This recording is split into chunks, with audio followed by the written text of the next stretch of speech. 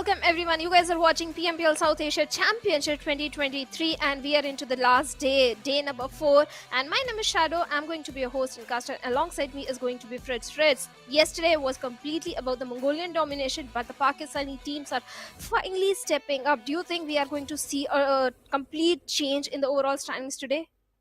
Oh, a complete change. I really do not expect that much of a change in overall standings. But yeah, I mean, yes, we did see some good games from the region, from the Pakistani region teams, and they did get the two chicken dinners as well. But hey, if you ask me, I'd still say the Mongolian domination is going to continue. I just saw how good that those two teams are, Stalwart Esports and 4MV. They've just been performing flawlessly, and I think that particular run is going to continue. And not just two teams, Fritz. At the same time, IHC, they have stepped up big time this time in the SAC because in the finals, yes, IHC was struggling a little bit, but this time they're looking so very strong. Even the players of Leo Esports. So all the Mongolian teams are back on the action. They are dominating, they're capitalizing on those elimination points, but still, Pakistani teams, they were lacking behind. This is the last day, Fritz. Only top 16 teams will qualify for the finals. Last day, last 4 games remaining, and on the top, we have the players of Stalwart Esports with 120 points. So Stalwart Esports 120, just closely followed by the players of Team 4MV. MABETEX is also not very far away, but if you remember, MABETEX yesterday did not get even a single good game. And by good game, I mean not a game without 10 points is what they had. 1-2, 1-2. These are the number of points that MABETEX were getting continuously. So this is something that MABETEX need to fix today. But other teams such as DRS Gaming, they've made good jumps. I'd even say the 3x Esports, the day number 2 started yesterday. I saw them in the elimination charts below 16. But now when I see them, they got a chicken for them yesterday. They had decent performance throughout and now are still sitting on the 13th position. Oh yes, they are sitting on the 13th position. 3x Esports in match number 4 yesterday. They did get a checketeer for themselves, but they need the consistency on the day number 4 because yes, the point difference is not way too much. Even a team that is in the danger area, 52 Esports, there are only 2 points deficit from 3x Esports. So there is a very high chance for it that SKYLIGHTZ Gaming or 52 Esports, even the players of Regicide, can topple over any of the team and qualify for the final. So all these teams, I think from 13th spot to 20th spot, there is a very high chance one chicken dinner and they can find themselves in the top 16. Talking about the head-to-head in SAC overall and the SA finals of a team high voltage. And look at that, damage dealt over here is very great. I mean, all the statistics are just better in SAC overall for the team of high voltage. So they've shown improvement. They've shown drastic improvement. And this shows how well of a team this is. These team fights in the region of Pecado, they've been very, very good. They were able to eliminate the players of 3x quite a bit. Yesterday, I did see 3x Esports again dropping in Pecado, but this time around they had some other team contesting where eventually the fight did not happen. But yeah, I mean overall high voltage. They've been playing according to their name. They've shown some improvement. And let's see if they qualify for top 16. They have the guts to go for the glory or not. I think they're definitely qualifying for the finals. There is no second thought. But yes, Highvoltage DC, they have showcased tremendous improvement in the gameplay as compared to SA finals. They did manage to get a chicken dinner on the very first day in the third match that was of Erangel. So yes, Highvoltage consistently, they have been a aggressive bunch of lads. So big expectations are there from the players of Highvoltage. Definitely, but at the same time, let's have a look at the Stalwart Esports players team card as well, how they have been performing in the SAC championship. They were also so very consistent, especially in the Z with 23 eliminations. Look at this, look at this. I mean, the way that they've played overall has just been flawless. All of the players, it's not just one or two, all of the players have, chimed in. You see IC being the least number on the bottom in terms of the number of frags he has, 14, but it's not that big of a deal because Nirzad and Action, they do the heavy lifting. Tops and IC, they are providing that sort of cover to their teammates. But hey, Stalwart Esports as a unit, they've been firing on all cylinders. Oh, 100% agreed. No second thought on that. And Stalwart Esports did manage to get two chicken dinners for themselves back to back yesterday. And Zed, in the final few moments, he did manage to clutch and get a chicken dinner for the team and for himself. So you say, yes, you can definitely rely on Zed. But at the same time, all the four players, the synergy between all the four players of Stalwart Esports is so impressive. The communication is so impressive. Even when the players of Stalwart, they are picking fight on the multiple fronts. We did see that happening yesterday when they were engaging with Neo Esports in the map of Miramar at the same time with some other team also. So yes, Stalwart Esports are capable of engaging in multiple fights and win every single one of them. Oh, then and the final fight on Miramar, I was personally a fan of it. I mean, I just love that particular fight. The way the last player was so composed, it helped them get the chicken and also get on top of the leaderboard. So that was one great fight that we saw. But now some more fights are scheduled for today. Let's have a look on which maps are these battles going to happen. So we'll start off the game with the map of Miramar. It'll be Group E that will be sitting out. And yeah, we'll move on to prediction very, very quickly though. But on the other hand, Erangel as map number 2, Sanhok as map number 3, but won't be played by Group C. And if I'm correct, yesterday we did not see Group E playing. So there will be an additional pool of teams which will be playing this map of Sanhok. Let's see if we do see the drop fights again that we saw the other day.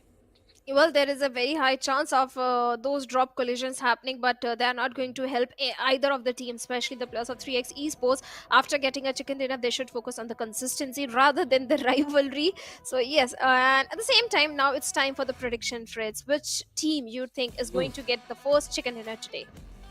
Okay, so Group E is sitting it out, right? Yes. Hey, doesn't matter. I'll go with Stalwart Esports anyway.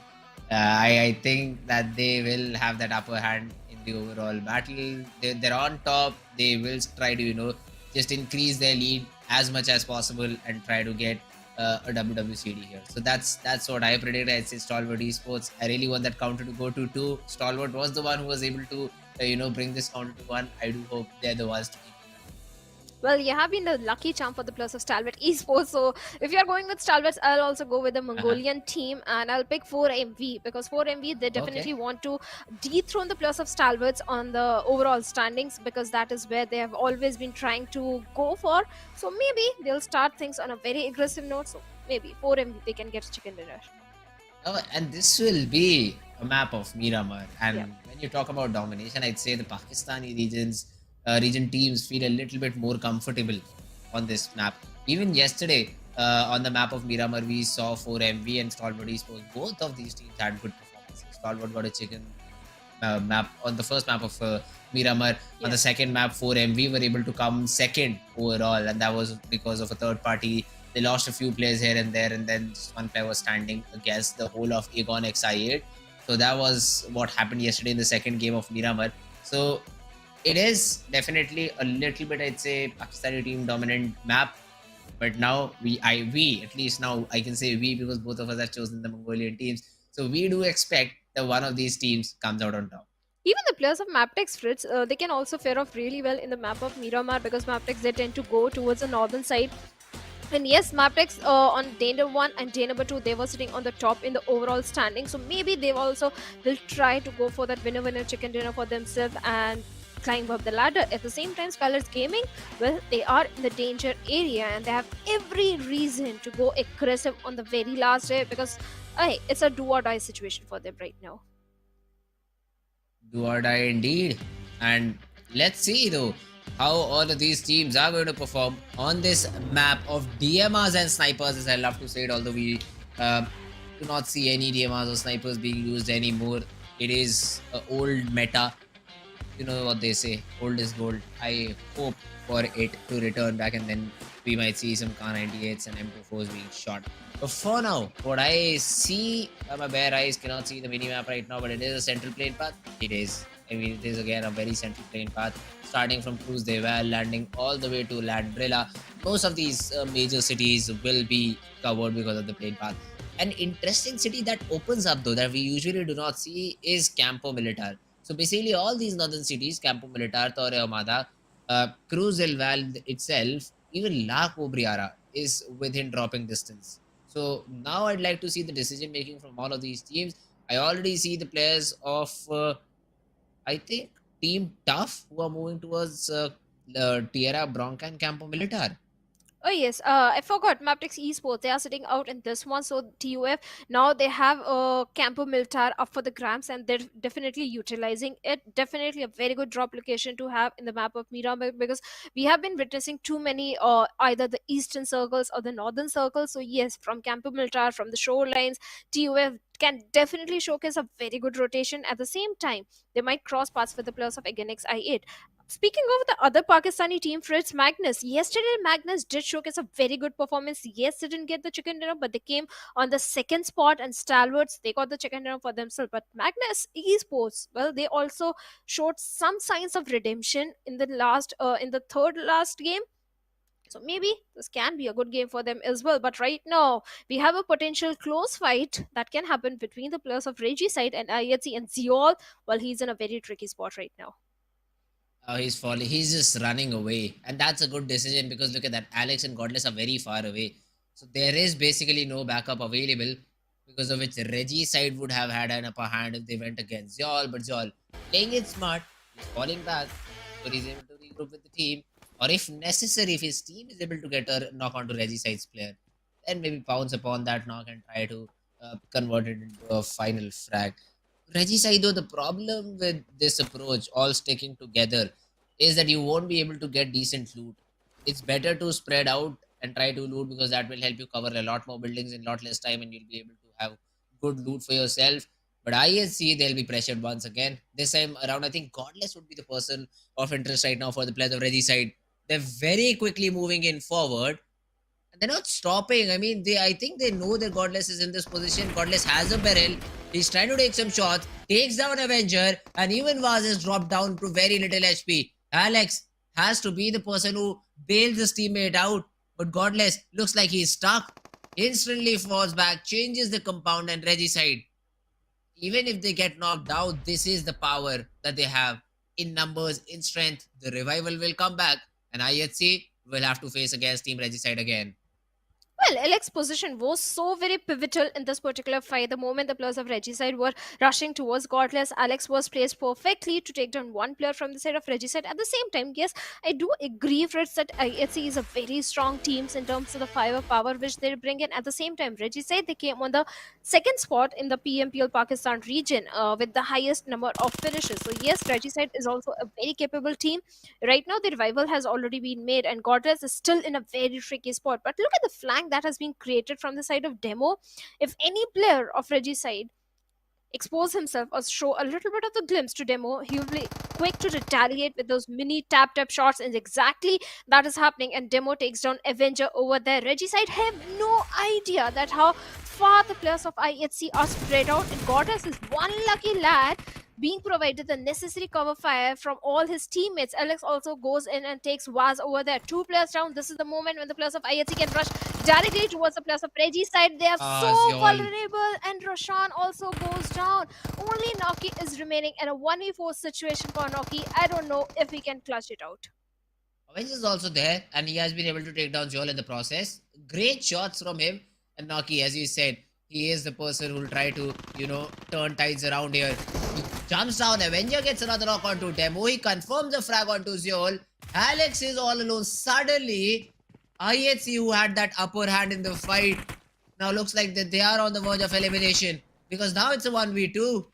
Avenger and Vaz, they still can do it. Avenger, though, does not have a lot of healings left for himself. So if the drop comes in from IHC's player, that could be it for Avenger. He finds the first aid, needs to reset though. But Alex, will he give enough time? Oh, he almost went into the correct compound. Avenger came off of the first aid. Alex barges in, gets those frags. IHC, they get the 4 eliminations, but at the cost of 2 players. Little bit of the miscalculation from the side of IHC costed them the loss of 2 players. They thought 3 players of Reggie's side are down, but in the meanwhile, Noki managed to give revive to his teammate, that was Avenger, who had no healings, no chance to patch himself up, and that is where IHC didn't anticipate. They thought, oh, there's only 1 player remaining, and they were hunting for Noki. That is where Avenger capitalized and took down 2 players from the side of IHC, and for a moment, it looked like the tables have turned, and this is going to be a winnable fight for the players of Reggie side. But fortunately, IHC they came on the top. But like you said, heavy casualty. They lost two players. Now they have to be a little bit passive in the remaining game and aim for those good position points. At the same time, looking at the circle, yes, raw officials and 4MV they are in a very good spot. Even the players of Leo Esports can try and challenge the players of 4MV in this one. So let's see if the players of 4MV are prepared or not. But on the other side, majority of the rotations are coming from the northwestern front. Oh, the zone is definitely a little bit interesting to say the least. Has gone all the way south. We wanted a prison zone. It's not entirely that, but Los Egos is at least included in it. So we take the island though. Uh, what I'm interested to see is how Team TUF rotate inside the zone, because this the drop that they took had the worst possible zone to accompany it. So they'll have to come in, they'll have to rotate from very far off, and if they decide to take the highway towards the zone, Aegon X I8 will just be waiting with open arms, and it'll be very difficult for Tough to get inside the zone after that. If they are able to somehow evade the players of I8, then the rotation would be pleasant, because there is literally no one stopping them to enter the zone from the southern part of the map. But Los Leones is another city of interest. I'd say if the next zone closes somewhere around that position, that city will have a lot of impact in the overall game. Maybe it can be a lossly on this circle, but if it goes a little southwards, then the players of Raw officials will benefit heavily from that situation. Leo Esports, well, now they are aware about the position of 4MV, because Slipknot, well, he suffered heavy damage from the shots that were coming from the players of 4MV. Even the players of 4MV, Fritz, they are in a huge segregation. The split that is coming from their side is so tremendous that individual players can be picked off. So yes, 4MV right now they capitalize on the information. They do have good positions to hold on to, but they need to realize at one point they have to regroup. On the other side, talking about a team that impressed me the most yesterday in the map of Miramar was Magnus Esports. They could have gone for a chicken dinner, but this time they're taking things pretty cautiously, not overextending the fight. Yes, they do have a good position to hold on to. They have the little bit of northwestern control of the Los Leones Hills, but the team that can challenge them could be the players of T2K or the players of Highvoltage DC that are coming from the northern front. Hmm. Let's see though. Magnus Esports faster very right now. He's just I think waiting for the zone to close in. And the new zone is also a central shift. So Lost Leonis is out of the picture. No more Lost Leonis circles this time around. And faster. He's just hoping that Zibian, with the increased range of sight that he'll have, he is able to provide some information on the basis of which there is some decisions could be made. Raw officials have also started their rotation. This is the safest vehicle, I feel, in the map of Miramar. Yes, definitely. But looking at the rotations that are coming from the complete eastern side, we have the players of TUF also moving parallelly with the players of Agonix IA. There is a chance of a potential fight happening between these two teams as well. So let's see what's gonna happen. For now, every team is trying to find themselves a real estate or good position inside the circle, but looks like I8 they are opening things up with to the players of T2K. Even the players of Raw officials can also do a very good third party, and that is where T2K they will be tested. Yes, it's a Miramar, yes, it's an open field, but you have to have that 360 visual or the information. You have to have those rich cover for yourself. At the same time, we have the players of Illuminate crew as well in the close proximity, and Rig is trying to pip a few bullets in that direction, but yet a Uta with those mini taps takes down Rig over there of T2K. And let's see if we can get the confirmation point as well. T2K, they are not in a good spot, Fritz, at all. Not at Not at all. all. Agreed, 100%. Oh, let's see though. They're still in their rotation phases, but meanwhile, Leo Esports are in a battle with the players of Team 4 Miracle Vibes, and East has already gotten a knock onto one of the players. Haitami is coming in for the support. Some shots are being exchanged. As soon as he sees that there is a nade being cooked out, he just instantly rotates. Knew that Sussex won't be able to back off from that position so easily since he's already knocked out, and now Leo, they will be bombarded. Nades are going to rain in, and Leo, they will be in a lot of trouble from here on. Let's see if they're able to survive this. There is a vector for Haitami. Slipknot is also cooking a nade of his own. But 4MV, the numbers advantage plus the utility advantage can definitely help them a lot. Although, wait a minute. Slipknot has been able to blast Doc out of the game.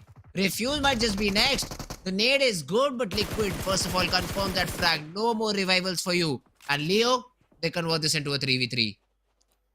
Well, your esports challenged the peers in the lobby and refused with a grenade, takes down Slipknot over there. And all your esports, they don't have the numbers. And East is already marching forward. Apex with a grenade is trying to take down Liquid over there, but Liquid is trying to peek and take one player from the side of 4MV. But East and Apex both have too much to deal with, and Liquid also goes down. Now your esports looks like they are left with only one player on a sliver of HP. For how long can he survive? And Haithami also bids bye-bye with that 4MV. They have managed to take down the entirety of Leo Esports, but now IHC, they're also trying to challenge the players of 4MV from far afar. Yes, Refuse has been knocked down, but easy revival will be coming in. At the same time, I can see IHC with those buggy already closing in the distance, but we have another fight brewing up between the players of Raw officials and NB Esports. Looks like NB Esports, they don't have the numbers and they are not in the best of the position right now. Oh, not at all. NB Esports, lower rage. Fizzboy is all alone. Although he got one, and Claw's also low. So this could be really deadly. The second weapon is DVS, so right now you won't be able to pull that weapon out to get the job done. Claw, he turns his back towards his opponent and is trying to run back. Has been tagged up quite a bit. And NB Esports now finally coming with the backup. Raw official, they are on the verge of getting eliminated because I think there is just a single solo player surviving somewhere far away from his team. And NB Esports, all these 3 knocks will be converted into 3 different frags.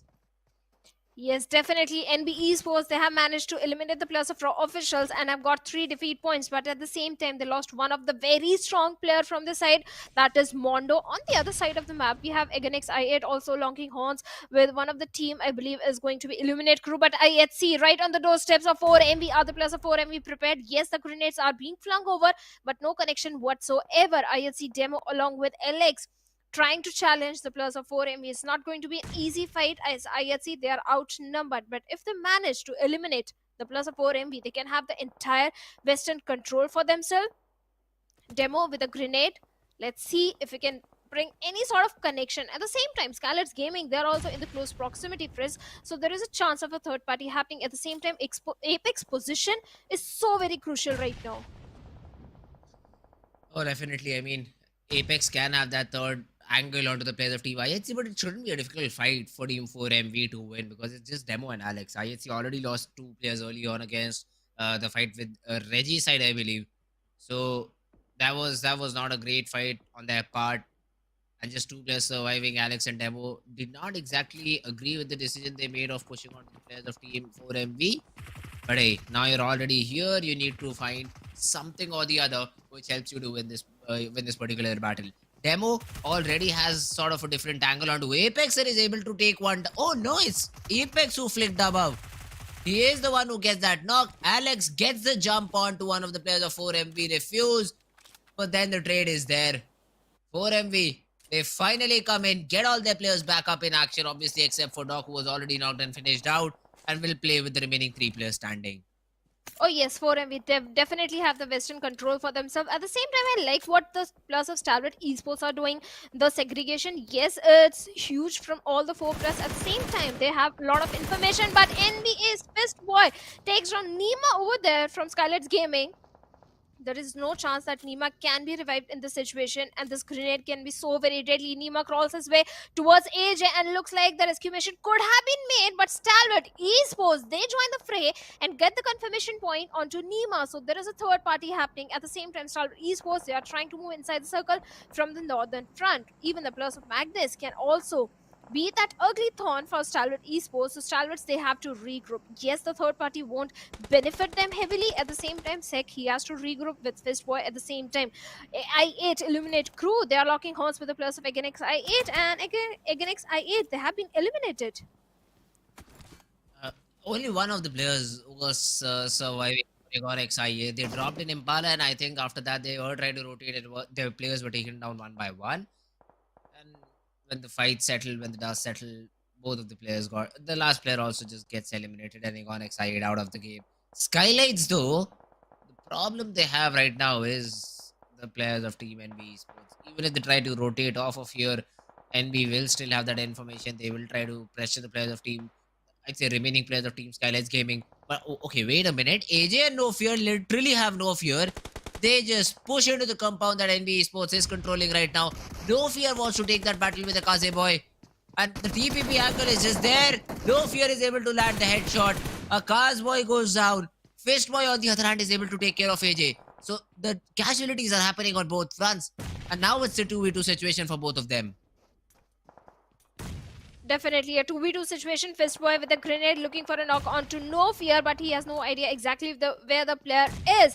And for now, NB Esports surviving with as 2 players. SKYLIGHTZ Gaming also with 2 players. No Fear also trying to lob those grenades and find some sort of connection. At the same time, I think he's a little short on those healings because he's down to like 50 HP. So No Fear really needs to patch himself up as soon as possible. At the same time, on the northern front, Stalwart Esports still having a good control, and Highvoltage DC, they are challenging the players of 4MV. The trades are coming back and forth, and Stalwart Esports and Magnus, they are also locking horns with each other as Tops find a perfect connection onto one player, and now Magnus left with only 3 players. So fights are happening east, west, and south in all 3 directions, and SKYLIGHTZ Gaming still in a stalemate situation with the players of NB Esports, but No Fear, literally with No Fear, is trying to move closer to the players of NB Esports, and Boy comes and takes him down instantly. But why there was no backup? Why No Fear was moving alone? And Mafia Ninja, well, he has already been dealt with. And looks like SKYLIGHTZ Gaming with just one single elimination. They have been eliminated from the lobby, Fritz. But I'd say not, NB Esports is also not in a very good spot. Boy down, cannot be revived back up. The player who's trying to get inside the zone, I don't know for how long will he survive. The good thing, the only positive thing is they got 6 frags to their name. So at least they'll be able to secure 6 points from this particular game. Yeah, NB Esports, Boy spotted down, will be sprayed upon, survives for now. For how long? Tops missing every bullet? That's not like Top. That, oh, the pixel saves him. A pixel HP is what he had left, and Stalwart Esports, they hoped that they were able to get that frag, but no, Boy, he survives to see another day. One lucky fellow. Fistboy is definitely lucky, but on the other side, T2K, well, they are not lucky. I like what the players of Illuminate Crew are trying to do. They are trying to flush out the teams from the southern end and trying to have the southern dominant control for themselves. And T2K, well, not an easy team to flush out, but the initial connection is already there. Rig has been dealt with, so it's only 3 players remaining from the side of T2K. And I think this is the second or the third knock onto Rig. So he's going to bleed out literally very fast, Fritz. And Sky is already marching forward towards the plus of T2K. One good grenade from the side of Sky can bring down the numbers of T2K a lot more. And Woofy's, well, he gets a confirmation point as well onto Rig. And now T2K, they have been forced to fall back to the safety of the compounds because, hey, the blue is going to catch up slowly. And the players of Illuminate Crew, they also need to prioritize the circle because it's going to be stage 6 circle and the blue is going to give out a lot of damage. Oh, let's see the blue if it's able to get any frags to its name. There are done. Just taken down by Demotivator. I think that is a score of EUF. T2K Sandesh finds all of the players of 4MV trying to rotate out in the open and refuse, gets punished because of it. They get the very first frag of the game. I did kill feed this to this fight as well, but I think they were not able to confirm the flags. They're also trying to get involved by a third party in this fight between 7th Element and Team Highvoltage DC, but it seems like Highvoltage, they already have been taken care of. Tabby though from 7th Element is the last player standing, because even T2K, the shots that they had in their mind are now landing, and Divine and T24 are begging for revival. Oh, they are bleeding. They're literally begging Tabby to come and give them a little bit of the hope and breathing space so that they can breathe and be back in the game. There is no chance that Divine can be revived, but there's still hope, and Tabby goes for the revival onto T24. OP and Malik, well, he's still hiding and trying to find something with those grenades. Can he? Now it's a 1v2 situation. Malik with a grenade already ready, but the smokes are there to help the players of 7th Element. And even the players of 7th Element, they did show some signs of resilience yesterday. They were able to have few good games. I would say entirely a good game, but good elimination points in their favor. It was just the rotation that were giving the players of 7th Element a bit of trouble on day number 1 and day number 2. So I do expect 7th Element to perform really better because they have all the reasons to do so because they are in the danger area. But Malik finds Apex over there, or 4 MV out in the open. And with the M416 spray, takes hefty HP out of Apex. Can he take him down? And yes, he's. No, it was Sunday. T2K gets a confirmation point. And 4 MV after getting 6 elimination, bids bye-bye on the 9th spot. For MV, the prediction's out. Shadow is no more in the race. But Stalwart Esports still in the game. So yeah, I'd love to see Stalwart perform now. Let's see if they're able to get some more frags to their name. On the minimap, I do see them on the northern part of the map, and that too completely unchallenged because Magnus is there in the close vicinity, and I think Stalwart Esports want to make sure that Magnus do not leave the compound alive. That's why they're throwing all those smokes and trying to gain control on the real estate in front of them. And Magnus, they'll have a hard time if a team like Stalwart is trying to pin you down. I8, on the other hand, I8 crew, they've got 5 frags, all the 4 players surviving. That means that this is another team that has a good idea about what's happening around the game. But I see only 3 players of Stalwart Esports. Icy is way far away from his teammates, guarding that eastern angle or northeastern side of the map. But still, as a 3-man army, they have managed to bring down the numbers of Magnus Esports. Stalwart, they don't have to do anything. They just have to guard their position. Magnus Esports, they have to move inside the circle sooner or later. They have to leave the safety of the compounds. And I love how Stalwart Esports, they're not overextending this fight. At the same time, the grenades, the molotovs, the throwables are being utilized from both the ends. There is no chance that Magnus can survive this one. But hey, it's a game of battle royal. Anything can happen. But Zen, he gives a little bit of the glimpse to Nized over there and down to a little bit of the 30 HP faster. Trying to find something, some relief in the situation. Magnus Esports under heavy pressure right now. Yes, the vehicle can save the plus of Magnus Esports if they manage to make it to the safety, but I doubt if it's the correct vehicle. The ridges are helping the plus of Magnus Esports, but now it's an open field and it's Miramar. The vehicle is going to explode, and it does explode, takes Zen down. Not just Zen, the entirety of Magnus Esports has been eliminated with no elimination point at all. At least one of the players did not give his life to Stalwart Esports. Yeah. he just fell over and died. And that's a good thing, I mean, not giving a frag to your opponent. Oh, wait a minute, did I see an AWM in the kill feed? Oh, that definitely makes me excited. I want to see some more action, guys. Come on. Show us the POV. Show us the POV of that ARM user. That is T24 from 7th Element. 7th Element and Highvoltage. It seems like that they've come to an understanding that we'll have to share the compound anyway, so let's not fight against each other. Let's form a truce. Let's just fire on all of the other teams around us, and then we may fight it for the first and the second spot. That is the truce, I think, that has been made between the two teams. But to their dismay, Team Tough, Team Quantum Rage, IA, T2K, all of these teams, they do want the spot that currently 7th Element and Highvoltage DC have. So it'll be difficult for the other teams to get in. I8 though, I think, is already inside the zone, so it shouldn't be a problem for them. But the remainder of the teams, how do they get in? The complete zone is in the open. There's just one compound that is being occupied by 2 different teams. Now the cluster that is forming, Fritz, on the southern end, I'm worried for the player of Highvoltage Malik, at the same time 7th Element, because hey, Illuminate crew, they are spread out way too much. They have a lot of real estate under their control. On the same time, we have T2K as well. So 7th Element and Malik, I'm a little worried about them because I don't think they can survive for very long. Yes, they have made it inside the top 7, and yes, they are not giving too many sound cues as well. On the other side, we have the plus of Quantum Rage and Demotivate Sir from the side of TUF. Let's see what's going to happen. But this is the game for Stalwarts to lose. They have the entire northern control in their favor on all these teams. At least that is what the players of Stalwart Esports are hoping right now, that all these other teams, they engage in a fight with each other on the southern end, and later on, when only few players are remaining, that is when Stalwart Esports can chime in. Even not then, they can chime in right now and do a perfect third party. It will happen now. It will literally happen now, because in the 8 seconds, next 8 seconds, all these teams have to move inside the zone. They barely have the edge of the play zone. And that's a good nade from Viper. Tags 2 of the players of Team T2K. Suyog and Jane anyways are taking just one vehicle as their cover. Suyog tries to create some distance between all 3 players, so that one nade does not do everything wrong for them. I wonder if team Stalwart Esports can see these three players sitting on the high ground and try to take some shots on them. But Stalwart, the remaining players also have to make a rotation for them. It's only Action was able to get inside the zone. I see he's throwing in some tap shots onto the players of team I8, but they won't be tagged because of it. There's Zed also now finally joining Action. Now doing one better. I think they want to control the range around the players of Team 7th Element. They do not want to stay out in the open. Viper though is able to take down one of the player of Team T2K. Jane goes down. Suyog with a molly.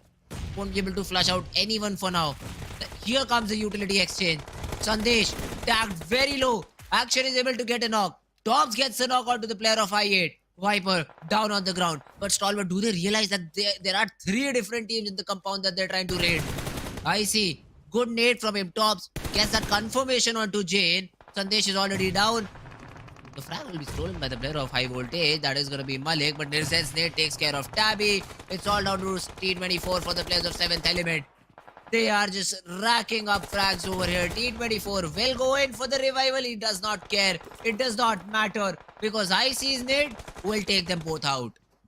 The absolute killers, Stalwart Esports, are there and they are eliminating squad after squad. And yes, one frag was stolen from the side of Stalwart Esports, but still they have raised the bar of expectations so very high. 9 eliminations already in their favor. Suyog all by himself from the side of T2K, not for very long as Sky see him and instantly flush him out. At the same time, Action, look at his position. Under his supervision, the players of Stalwart Esports rushed towards the compound of 7th Element and they were able to flush out so many players from that very compound. And Action is still providing the necessary backline support needed for the remaining 3 players. At the same time, they have to be a bit cautious about the position of Quantum Rage because Quantum Rage, well, they're keeping a close eye in the direction of Stalwarts. Yes, the compound is there to help them. At the same time, Illuminate Crew, they are also trying to challenge the players of Stalwarts right now. But they have to move a bit closer. They have to leave the safety of the ridge because the circle is going to close in, and that is where Illuminate Crew, they have to reposition themselves. At the same time, Action has spotted on the plus of Quantum Rage courtesy to that smoke, and looks like Quantum Rage, they are coming under heavy fire. At the same time, Woofies has been dealt by Nirzed. That's a good knock to find because now the zone is already started to close in. But wait a minute. Sky plays the spoil sport. He's able to take down IC. Noah goes down to play zone. Tops is able to manage to get that frag onto Malik. Finally, I can say that the compound is clear, but I8 is also charging in. Wolf is down on the ground. Action. He is all out in the open, but has some natural cover to work around. He gets spotted down, but Viper, the counter spray from Action is just too accurate. Viper could not respond in time and gets taken care of. He throws a smoke, wants to get inside the zone. Stalwart Esports with that nade will put an end to the players of I8. And now are moving forward towards that chicken. Quantum Rage, the 2 players will be forced out in the open in the next 3 seconds. Goku uses a vehicle, closes in the distance a little bit. Action, he has to be the one who's able to get a knock, but he needs to also make sure that he does not fall here. Because if he gets knocked out, Stalwart Esports would be left hanging. The 2v2 will definitely favor Quantum Rage if Action falls. But Stalwart, they take an interesting approach. Action, caught by Goku's nade. Nirzed and Tops are the only 2 players remaining who can do something about it. Quantum Rage, they're still tossing nades. Action taken care of. Nirzed also tagged a little bit. A nade being cooked by Goku, a nade being cooked by Senior. These nades are going to change the action of the game. Tops runs out of ammo, switches to UMP, finds just 9 bullets in it. Not enough. Not enough to get the knock. Goku still has a nade left. Tops and Nirzed both trying to reset. Tops still being bombarded. I don't think so Stalwart Esports have any more healing left. Otherwise, they would have been popped. Senior still has a nade to work with. Throws it out. The molly barely misses Nirzed. And Nirzed pops the first aid.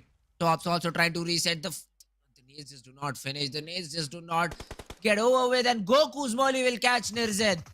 Tops, a 1v2. Spotted down. Taken down, and I8 crew are able to get that winner chicken dinner. Well, definitely a beautiful winner chicken dinner coming in. So many good rotations, so many good angles were held by the plus of Quantum Rage. Stalwart Esports, they went a little greedy in taking those elimination points. That is where Quantum Rage capitalized and perfect throwables. Now Quantum Rage, they are sitting on the 12th spot in the overall ranking.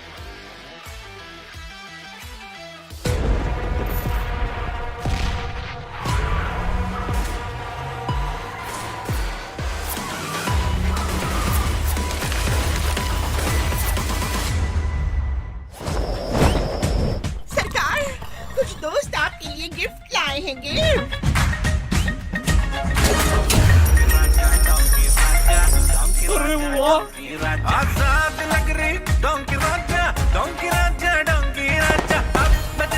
तो बस हमारा शाही लिबास PUBG mobile पे पहन लिया जाए। सिर्फ PUBG mobile पर।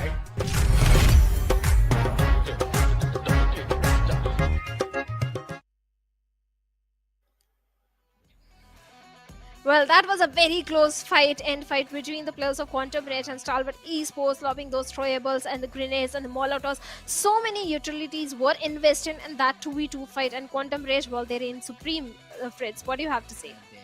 That they did. I mean, Quantum Rage. Not I8 crew, Quantum Rage. I know. In the heat of the moment, it just slipped out of my mouth. But yeah, Quantum Rage. Great performance by them. I mean, figuring out that all the three players of your opponent are in three different places. Action was alone. Action was hiding behind. I cannot even say a rock, but because that was not a rock. That was just a natural, I'd say, ridge that was made out of grass. Somehow it did still stop bullets, but he was still sitting out there. Nade being tossed onto action, he gets taken down. And I do not understand how all these players have so much utility to throw onto their opponents. I think there were 7, 8 nades, 4, 5 mollies, which finally helped them get one knock, and that is exactly what they needed. Stalwart Esports. I felt bad for them, but once again, when I predict them, they're at least able to come out second. Unlike Shadow, Oh. whose predictions are always being eliminated before.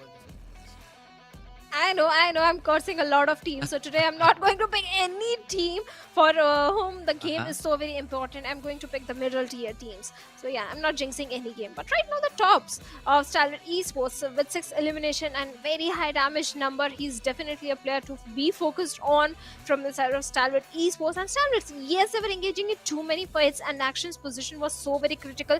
But the moment he started firing towards the side of Quantum Rage, his position was given away and he was taken out pretty early in the game, pretty early in that fight. Had Action lived for a little bit longer, maybe this could have been the game for the players of Stalwart Esports. Action, not only his survival meant that there will be numbers advantage, but it also meant that there won't be any more nades being thrown onto them, onto their teammates, because you cannot stand up if Action still controls that particular angle. So that was the best possible thing, I'd say, that could have happened over there. Action staying alive could have been very, very crucial for their chicken dinner. And as soon as Action just falls, they know that there won't be any other player holding another angle to throw those things. So yeah, I mean, great knock onto Action first, and then the swipe of the chicken dinner. Oh, definitely. The chicken dinner was there for the players of Quantum Rage. At the same time, TUF, they were also having a good outing. I won't say very good, a decent outing in this one, at least in terms of the placement points which they were getting. One of the players survived till the, I think, top 7 position. So yes, TUF, every single game matters for this team, because now for TUF, only 3 games remaining and they have to make every game count. Otherwise, maybe they won't qualify for the finals. At the same time, this is a race for the finals. The teams have to be in the top 16, and Stalwart Esports, well, they're still on the top with 19 points. Oh, Stalwart Esports. Yes, that's because of the eliminations that they had. Quantum Ray, they do get the chicken, but the number of eliminations are pretty less as compared to Stalwart Esports. 7 eliminations overall for Quantum Ray. So 17 points. And overall, it was a decent game. I8 crew, they need to keep up with the performance. HVDC, Highvoltage, these are the teams which are, lurking around the 10 to 20th spot. And all of these teams, I'd say, are in danger right now, because they lose one game and their opponent has a great game, they will be pushed down in terms of ranking. So all these teams, they need to be very, very careful. Only 4 games are left now for a majority of these teams to prove why they should be in top 16. And once we have the top 16, we'll be moving in forward with the grand finals. Oh yes, the race for the top 16, the race for the qualification of the grand finals, and few of the teams are literally struggling. Like the players of Raw officials, they are still in the danger area, and other teams also, like Regicide, this time again they were taken out pretty early in the game. Yes, they do have 2 elimination points, but that is not enough race for them to qualify. And the fight started on the western front where IHC and Regicide, they both had a drop collision happening. Initially, Regicide, they were able to bring down the numbers of IHC, but suddenly IHC turned the tables around and they eliminated the entirety of Regicide. Oh yes, that was something I did not expect. I mean, that fight, that very first fight where IHC lost too, I thought that it should have been a very flawless fight, considering how great the web was that was woven by the players of Team IHC. They had 4 players on 4 different angles and still were not able to close the fight cleanly. That was not the best possible fight. And then the final utility dump, Goku gets that knock with the molly, and then the player was completely in the open. He could not do anything about it. But hey, the good thing is Stalwart Esports still got decent number of points to their name. 139 is what they had overall, and it helps them stay on the first spot. MABETEX, they did not open up with game number 1 because they are in Group E, so we'll have to see how do they perform.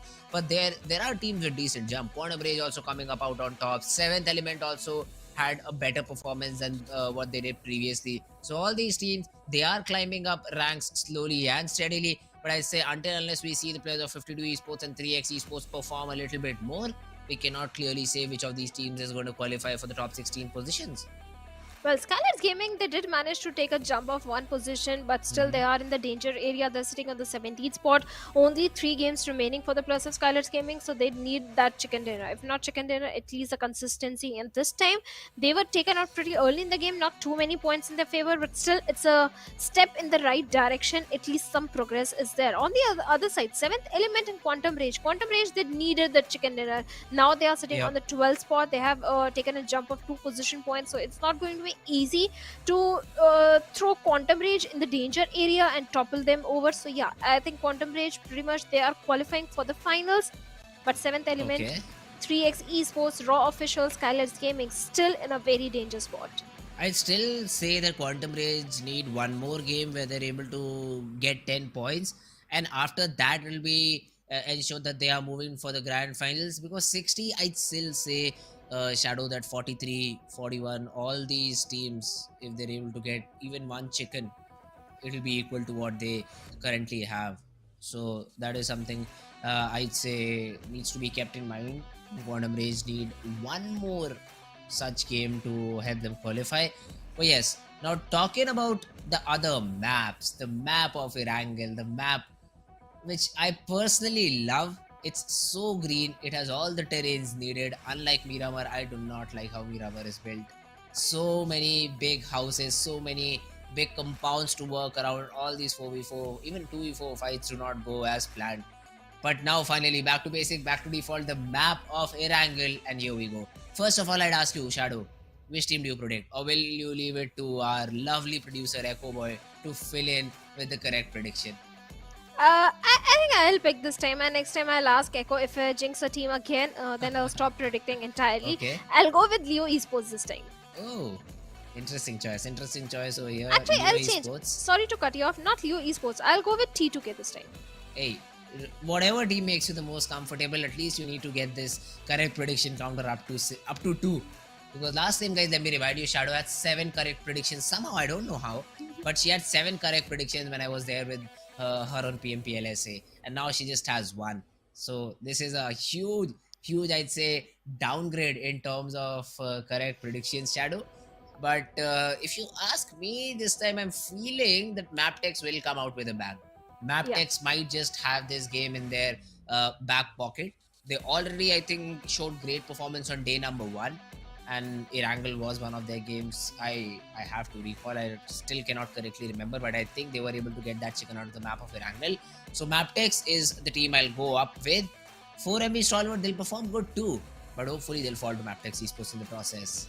Yeah, definitely. On day number 1 in the last Erangel, MABETEX Esports, they were able to get that chicken dinner for themselves, and that was the only Mongolian team on day number 1 that got a chicken dinner for themselves. So yes, MABETEX Esports is definitely one of the strong contender. At the same time, they're contesting with the plus of Stalwart Esports, and to topple Stalwart Esports, they need those points, because Stalwart, they're already having a lead of 24 points. It's not so easy to cover with so many little games remaining. So yes, MABETEX is definitely eyeing for the chicken dinner, but I'm not going to predict the top teams. I'm not going to predict the bottom teams. I'm going to predict the teams who are somewhere in the middle, because hey, they have got nothing to lose. They're anyway qualifying. Yeah, that they do. That they do. That they do. Uh, but let's see. Let's see. All of these players are ready. I do see one of the players of Leo Esports yawning a little bit. My man, the game's not easy. You've not been able to get a chicken today. So better be focused, better be ready, and let's see how do you perform in game. Or are the other players going to yawn over you and run you off? But talking about the plane path, I do see military base just in front of me. So this is going to be a very interesting plane path. Finishes all the way up to Yasna Poliana. It is, I'd say, a little bit towards the eastern side. So western cities such as Georgia Pole, Primos. I'd say Primos for a second could still be achievable, but companion-made vehicles. Even Jazarki, which we usually do not see a spot being dropped on. Shooting range Severi again should be easy to drop around. So this is a very good plane path, except for obviously MABETEX, I think, who usually dropped at Georgia Pole. Well, this is definitely a difficult playing path for the players of IHC and Aganex IHC, both those teams, because, like you mentioned, they drop in towards the western, northwestern side, so it's not going to be an easy journey for them. TOF, well, they are gliding towards sort of Primorsk. On the other side, where the first circle is going to be, that is going to decide too many things, and looks like IHC. This time they are heading somewhere on the eastern side. Oh, I forgot. This team do have a dynamic drop location. I have seen them go towards the eastern side of Milta Power towards the SA League stages so many times. So maybe this time the flight path demands for an eastern drop, and the circle. This time the circle is already calling for a lot of chaos. It can be a military base circle, it can be a quarry or ferry pier circle, and teams, well, they are going to be confused, and we, the casters, are going to be very happy. Oh, for sure. Happiness is something it only if we could show our faces to you right now. I'm super stoked about this circle. 40 to 50% of the area cannot be played upon. I just love that. The next 20 to 30% of the area is being occupied by military base. So that essentially means for the 80% of the teams which are on the main island, they are wrecked right now. They have to make that early rotation. And I think Aegon X8 is one of the teams who have just taken the vehicles and they're like, yeah, we'll loot around military base. We'll loot around that area rather than going to a usual drop spot, because I think it is all the way towards Georgia Pole and they do not want to risk the rotational fights on the bridge when it comes to that. So it's a good decision made by them. They'll be a little bit set back in terms of loot, but at least they'll survive till the very last. Oh yes, yes, yes. Survival is of prime importance, and the circle does call for early rotations. And Aganex IHC, they don't want to take any sort of risk. And let me remind you, friends, Aganex IHC in PMPL Pakistan, always every single time they used to go towards a set of military base. So yes, they are aware of that little southern island, the geography, the terrains. They are so very well aware and averse to that area. So maybe it can be a good game for the players of Aganex I8. At the same time, the first chicken dinner which the players of Aganex I8 got on day number 1, we had a military base circle that time as well. And 4MV, well, they were taken out pretty early in the game, because 4MV always goes for the aggression, and Aganex I8, they're a little smarter one. And I think I spoke too soon. This is something I hate about the minute I start appreciating a team, I see their name in the kill feed. Oh my god, Aganex I8, I'm so very sorry, guys.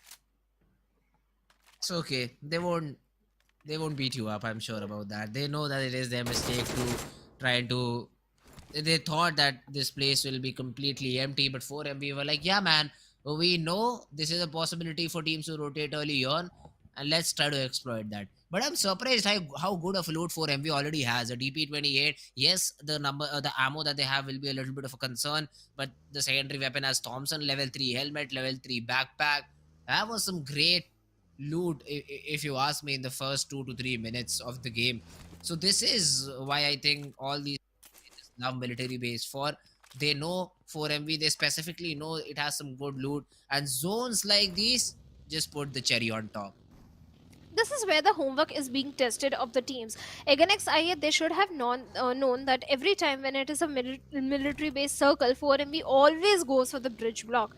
And they were doing this time as well. And against IA, they didn't scout the area, they didn't get the information. They were like, maybe we are going to find a free passway, we are going for an early rotation. But hey, that's not the case. 4MV, they are thinking ahead of you. They already know so many teams will try and go for a very early rotation. But Again, excited, will they pay the price of not scouting the area? But right now, Yeta Uta finds a perfect knock onto the players of Leo Esports, where Sus has been taken down. Yeta Uta might be looking for the confirmation, but he's all by himself, and the remaining players have already charged towards him. And Yeta Uta in a 1v2 situation, what can he do? Is he prepared for it as he's popping that first hit? And looks like the hip fire comes in action, and Liquid takes Yeta Uta out of the equation. Raw officials again off to a very bad start, I'd say. Not what they were expecting, and now let's see if they're able to somehow get back into the game. Leo Esports, they'll be happy. They'll be happy with the fact that they already have. Even i8 has lost 2 players early on the bridge, as we saw earlier. So a lot of early fights, not essentially drop fights, but a lot of early rotational fights happening around, and the teams which are around the bridge for now are profiting out of it. They're the ones who invested in their drop locations in such spots, and now they see the results for it. They've already got a frag, they're already sitting with a high confidence, and let's see if they're able to convert on the back of it or not. Raw officials again. They lost one player, but friends, for raw officials also, every single game is of prime importance. They have to make sure they get something out of every single game. Yes, for now they are in the safe area, but the consistency has to be there. And with the raw officials, this has been a history. On the very last day under pressure, they start thriving, they start performing, and just by margin of few points they qualify for the SF finals. And this time looks like the history is repeating again. On the other side, again it looks like they are not in a good spot at all, because this time TUF looks like they are shooting in their direction, and they have lost one more player. Again, it left with only 2 players remaining, not 2, only one single player remaining, where IQ has been eliminated by Demotivator of TUF. And again, oh, hard luck, boys. I think this is the team that is sitting on the 11th spot. Yeah. And whenever we hear about Aegon XI8, we hope to see that aggressive gameplay. We hope to see that aggressiveness in their overall game, and not just playing like a bunch of rats. But now, since it's the only last player surviving, that is, I think, Falak, he's been forced to play that passive role. He cannot do much about it, because I think they try to come towards the shore hoping to get a boat and try to cross. Falak also spotted down, taken care of, and TUF Riddler puts an end to i8's misery. Aegon XI8, it's as if they did not even play the game. 0 points to their name. 0 points, but still, hey, they are qualifying for the finals. But Leo Esports, they are right in the crosshairs of raw officials as they're going for this quotation. And Haidami, he has been taken down. No, he's still surviving, but on a sliver of HP. How he's going to patch himself up? Yes, raw officials, they have given away the position, but 4MV again going for the bridge camp finds one confirmation point onto the players of 7th element. 4MV and Stalwart Esports, they both are going for the bridge block. And look in the mini map how busy the entire bridge area is, where 4MV definitely having a very good spot for themselves, and Stalwart Esports also having a very good control of the Novorupnoy bridge area. 7th element, I'm worried. On the one side, we have Illuminate crew. On the other side, we have the players of 4MV. At the same time, 4MV, they need to be a bit cautious about the position of Divine, because Divine can try and pincer down the players of 4MV from the backlines. So 4MV, watch your six. Otherwise, this is going to be very difficult. And yes, the circle is so very good for the players of 4MV. I just love it. Haha, now a lot of fights are going to happen. High voltage, Quantum Bridge, 52 Esports, NB Esports, you all are in for a treat. Stalwart is even waiting for these late rotations that are being made by the players of Team NB Esports. So let's see if NB is ready. No, they're not. Sekboy gets taken care of. Stalwart are also coming out very ferociously. Leo, they tried to come up on this rage, but Team Tough were like, yeah guys, we were waiting exactly for this to happen. Slipknot, he'll slip down to his demise. Sussex, he'll be suspicious, but I don't think so he'll be getting a revival anytime soon. So Team Tough, they get 2 more frags to their name, overall 4 frags, and they are making their opponent's life super, super tough. On the other side, I'd like to see the bridge fights this time around, because it's over. Team Tough, they've already got the frags S2, SO4, I think. That's some sort of an asset. And it definitely did drain Supreme over the other 2 players that tried to come over on this ridge. TUBFL, they are trying to mitigate all the threats coming from the southern western side, but Divine finds knock on to east, but instant trade comes in, and Divine, well, he has been eliminated. There is no chance that he could have been revived or be helped by his teammates. And for Remy, well, they have the numbers at the same time. They do have a very good compound here by the bridge for themselves. And the circle, well, it is one of the golden position, one of the golden compound to hold on to. On the other side, DRS, they are still fighting with the blue at the mercy of the blue. They have to go for the early rotations, and so does the players of IHC. Still in the blue, 1400 meters away from the circle, Fritz. It's not a joke. DRS and IHC, they have to prioritize those rotations. Yes, I do understand Killer Whitey has 3 first hit, but is it enough? Stage 3 circle will be panning out, and Zeol and LX, well, you also need to find those vehicles.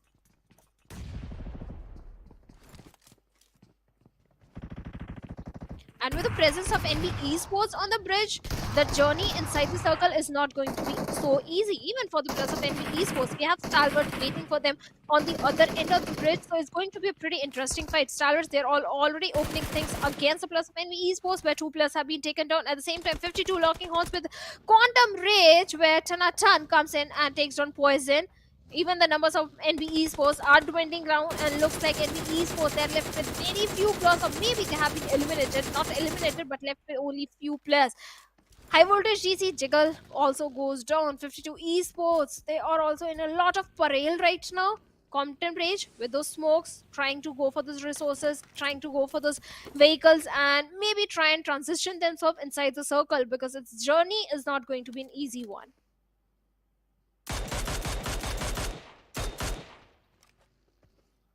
And Quantum Rage definitely trying to move forward. At the same time, DRS, well, they are also opening things up. They have managed to find one good knock onto the players of, I believe, 52 Esports, or maybe MABETEX Esports. Okay, MABETEX Esports. But Zarba finds a confirmation point onto the players of Highvoltage DC. And oh my goodness, Rolls is having a bit of the trouble with their vehicle. DRS, well, Rolls, you're so far away from the circle. At the same time, 3x Esports, they tried to do a lot of damage towards the side of Highvoltage, but right now, they are the one being hunted down, and Malik crawling his way, trying to be one with the nature, not giving any sort of sound cue. The numbers are not favoring Malik. Yes, he is moved inside the circle, and he, with a grenade, he finds a perfect knock onto Hussein over there. His teammates are nearby, going for the rescue mission onto the fallen comrade. And 3x Esports, only one player inside the safety of the circle, the other one at the mercy of the blue. Things are not looking so very favorable for the players of 3x Esports right now. Highvoltage Cloud gets taken down, but Josefa over there, and Malik, you have to do something. You have to provide that necessary backline support, as Praveen is going for the rescue mission onto Cloud over there. At the same time, he's going for a close frontal battle. 3x Esports, can you guys clutch? And no, Praveen takes the last man also down from the side of 3x Esports. This game was so important for 3x, and the early elimination is going to maybe cause them the qualification for the finals. But hey, Highvoltage DC, they have got 4 defeat points, Fritz. Yep, that's correct. I mean, Highvoltage, they do have 4 points for themselves. But wait a minute, DRS, great shots onto the player of IHC, and this is one of those things, man. Both these teams, DRS and IHC, were hoping that they'll move into the zone very, very, very late. But now they're being punished. And IHC is the one who's in the crosshair. Gyante, he will still have a target onto Demo, and the information will be revealed by Zol that there is one more player from Team DRS in this particular location. Demo spotted, tagged, and Gyante takes care of him. And even IHC, they get eliminated out of this game. Good start for DRS, I'd say, because of the play zone, because of many different things. It could have gone the other way around, but DRS, they get themselves back, and it's looking like that they just might be able to get 4 to 5 more points in the game if they survive. 4 to 5 points. DRS, yes, they're definitely qualifying for the finals, but the late rotation, 1800 meters away from the circle, I do understand that you have to go for the safe gameplay. This in these kind of circles, the rotation towards the military base is not so easy.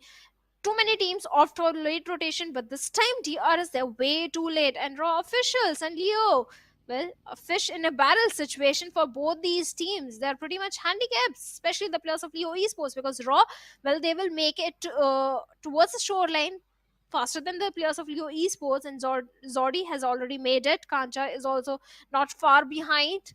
So Leos, they are in a lot of trouble right now. Claw is trying to swim his way near to the players of Leo Esports. That is where he will pass on to the information. But at the same time, Team Motivate Sir with the buggy is already scouting the area. That is where the players of Raw officials needs to be a bit cautious. If they grab the attention, well, Raw officials, they don't have the numbers. They don't have the numbers, but they do have the surprise element for them for now. Leo Haitami, though, is the person who has been spotted down. Even Claw has been spotted down by Demotivate Sir, I think, in the process. In his scouting process. And he will be very vigilant about the showlines too, because that is an area where players can hide and where exactly Kancha is hiding. Zordi has a golden opportunity over here to get that knock. He does not pull the trigger at the right time and gets shot in the back. Was it the players of Team Leo who took the shots? No, it's Team Tough from above. Alright, so Tough, they get that knock. They'll confirm that frag. Even Kancha gets taken care of. And Raw officials, one side you have Team Tough, the other side you'll have Team Liquid, Team Leo, and Liquid the player. They just reign supreme. And now Team Raw is just being represented by one solo player. That will be Claw. Yes, definitely. Claw is still surviving and he has to survive. He has to fight for those position points because Raw officials, this game is so very pivotal for them. At the same time, it is important for the players of TUF and the play zone. This was bound to happen. DRS, they were playing too safe and at the mercy of the view. I don't know what's the correct adjective without sounding rude, but DRS, you guys need to step up the game. You guys need to prioritize the rotations and the circle. Otherwise, the play zone will definitely punish you. I didn't want to sound rude, but yes, that's the truth. The blue zone always punishes the players, and this time DRS, they are being the victim of the blue. This is something I don't like when a team of such high caliber or like DRS, they're capable of being on the top, if not top, at least in the top 3. And if they go down by the play zone, I definitely don't like it. And DRS, well, they have been eliminated with 4 eliminations on the 10th spot. This time around, we can give them a little slack though, because of the zone that formed out here. But Stalwart Esports, they're fighting it out against 4MV. This is an important battle, and Nirzad loses it out.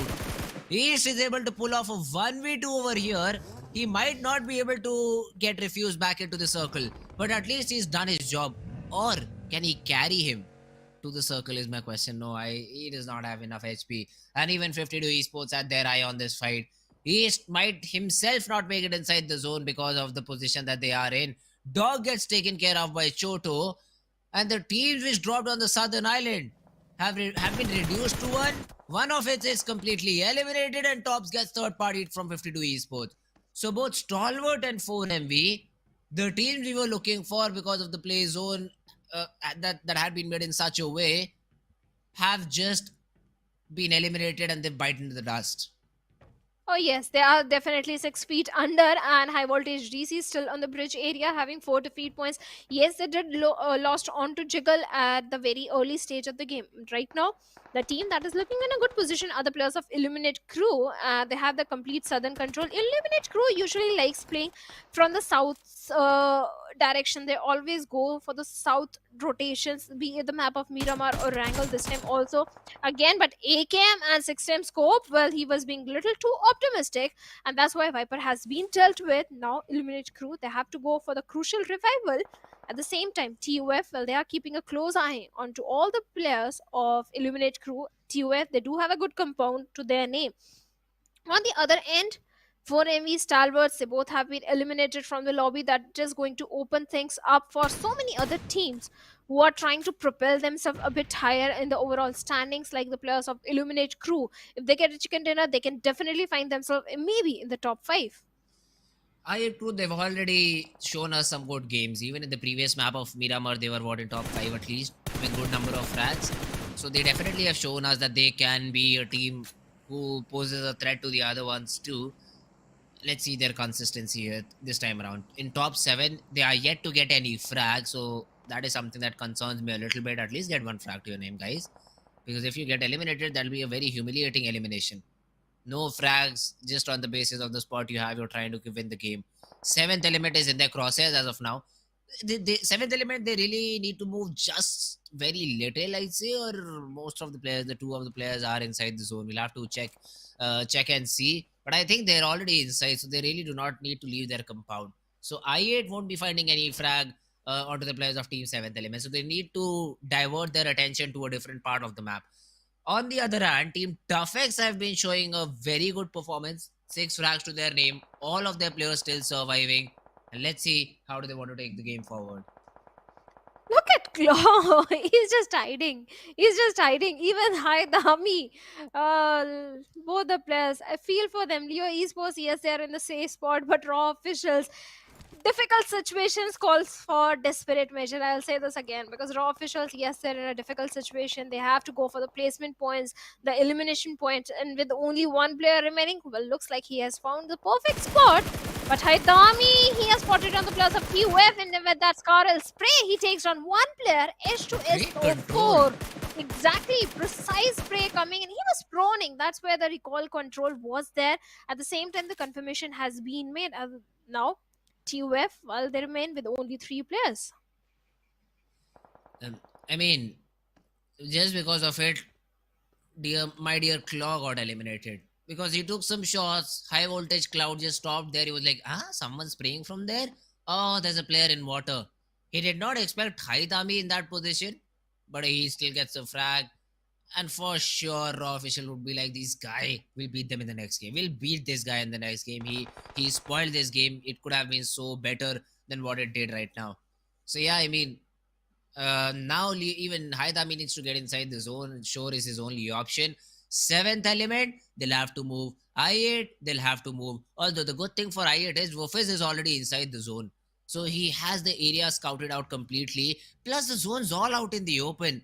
And I8 with the rage advantage, they will definitely reign supreme if played correctly. Oh yeah, that there is a possibility. For now, they have got no elimination point at all.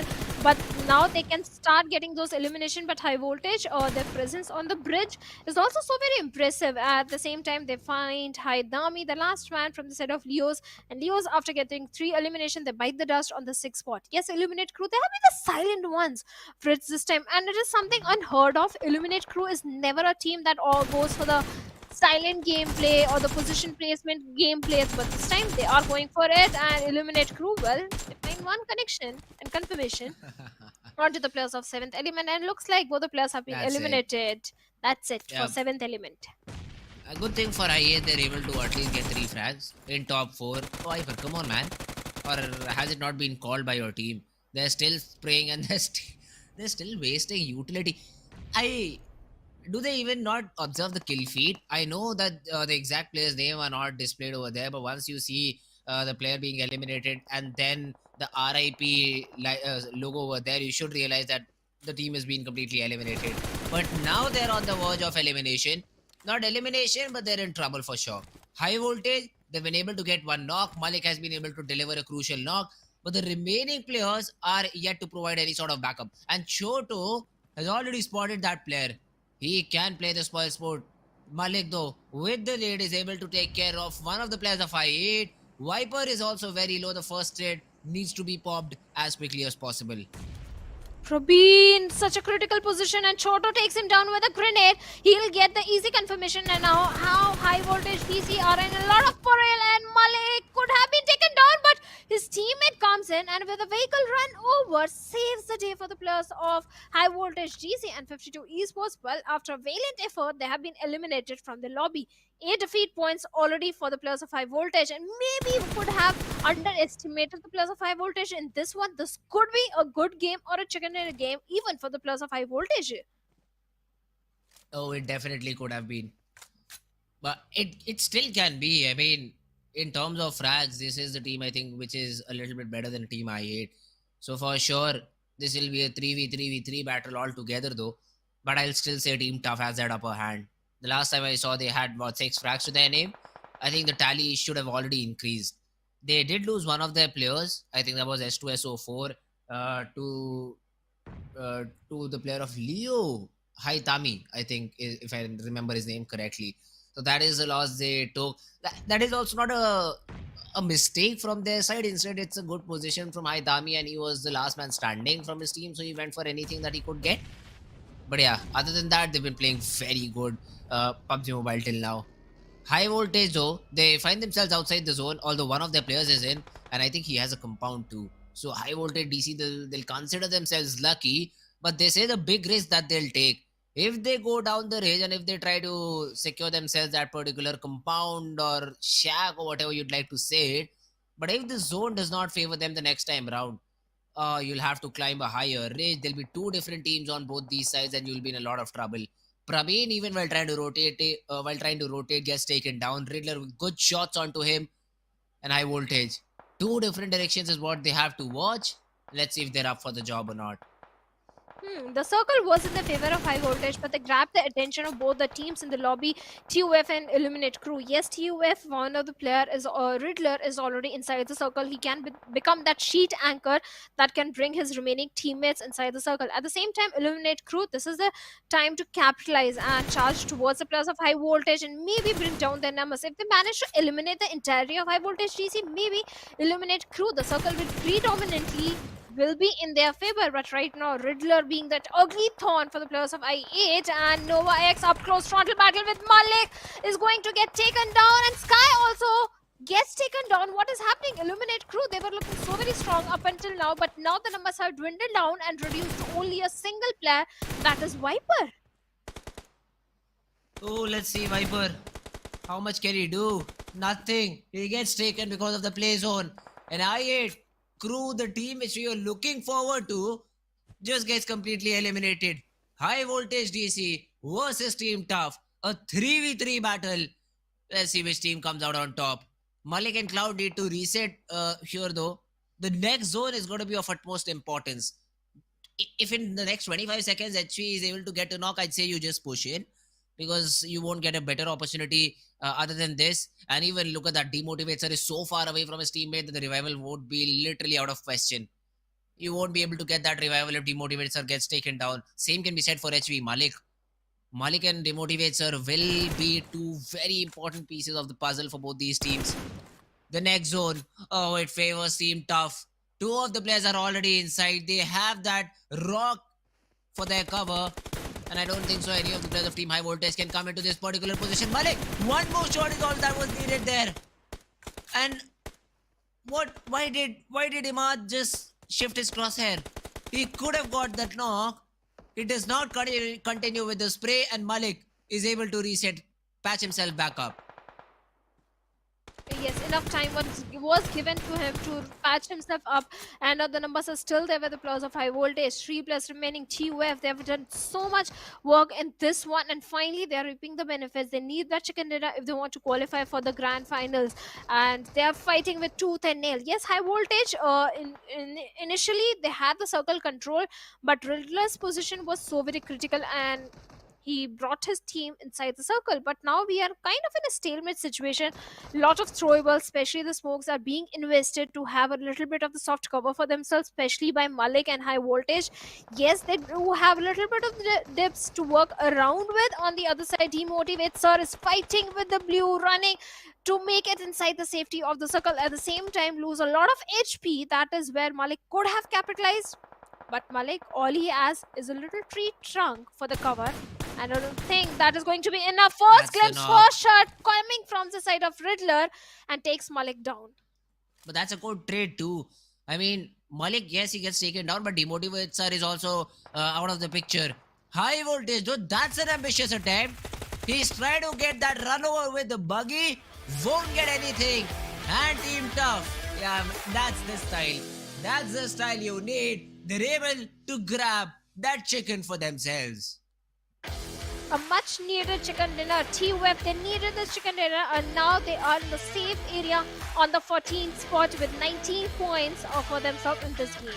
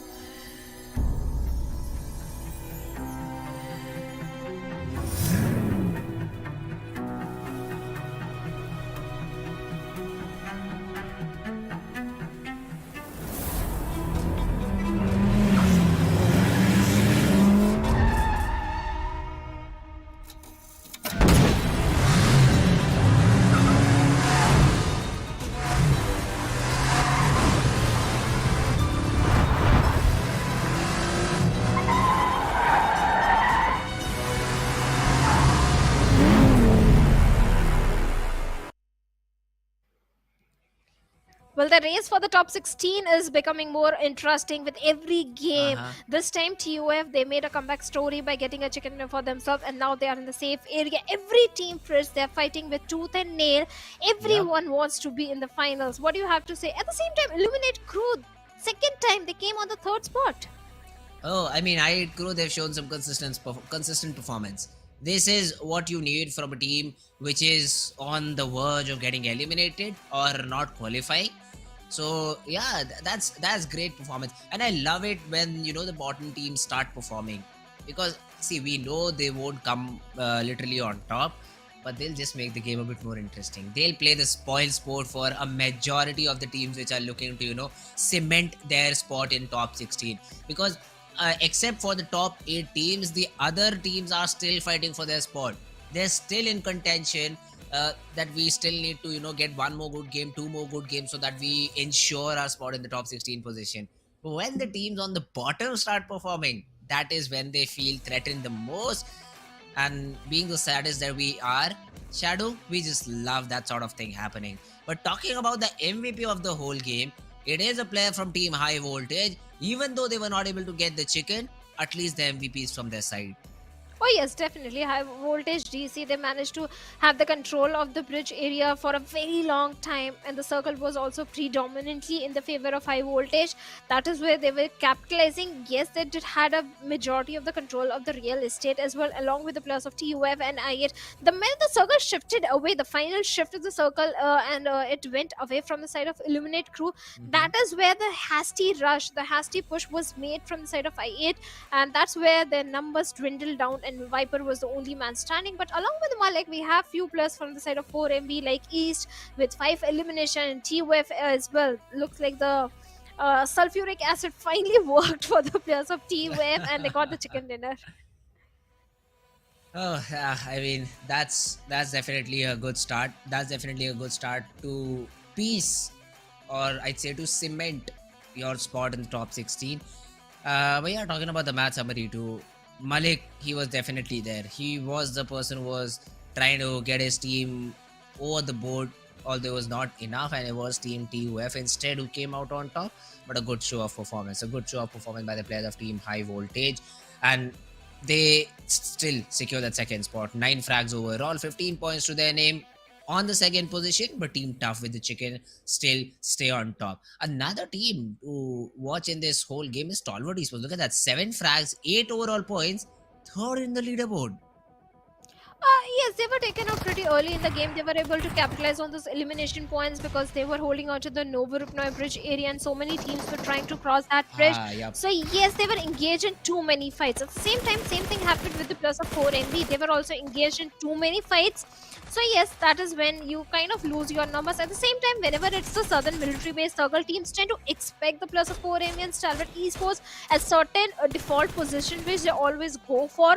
So yes, that kind of backfired for both these teams. Alright, but some more fights over here. 52 Choto. I's pretty better than him. I mean, I would have definitely gotten that knock without throwing so many bullets out in the air. But yeah, I mean, in pressure situations like these, sometimes you do whiff. And probably these situations will go off with experience. But talking about the overall ranking, slowly and steadily, Stalwart Esports is just cementing their position on top. 4MV is also trying to chase them down, but still that gap of 26 points is not going anywhere until 4MV is able to snatch a chicken and put Stalwart down very early in the game. That is the only way I see them coming out on top, coming out on the first position. And I8, look at the number of points they have. Sitting on the 9th position should be comfortable enough. I8, they got eliminated with 0 points in this game, still somehow retain their 11th position. But a big jump, a humongous jump by Team Tough because of the chicken dinner. 6 overall ranking points is what they've got in terms of serial number, I'd say. 54 points on the 14th spot, still cutting it out, but you'll still have to play the other 2 games remaining in your pocket. Yes, they do have two more games. So do the players of Magnus Esports, 52 Esports, 3x Esports. They also have three games remaining. So yes, there's still a chance for them to qualify. And looking at the schedule, the first game went into the favor of Quantum Race. The second one in the favor of TUF with 19 elimination.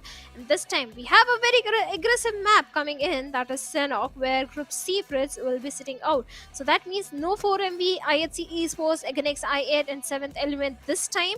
Rather, Group D is joining in, so that means SKYLIGHTZ Gaming, Train to Kill, Regicide, and Magnus Esports will be playing this one.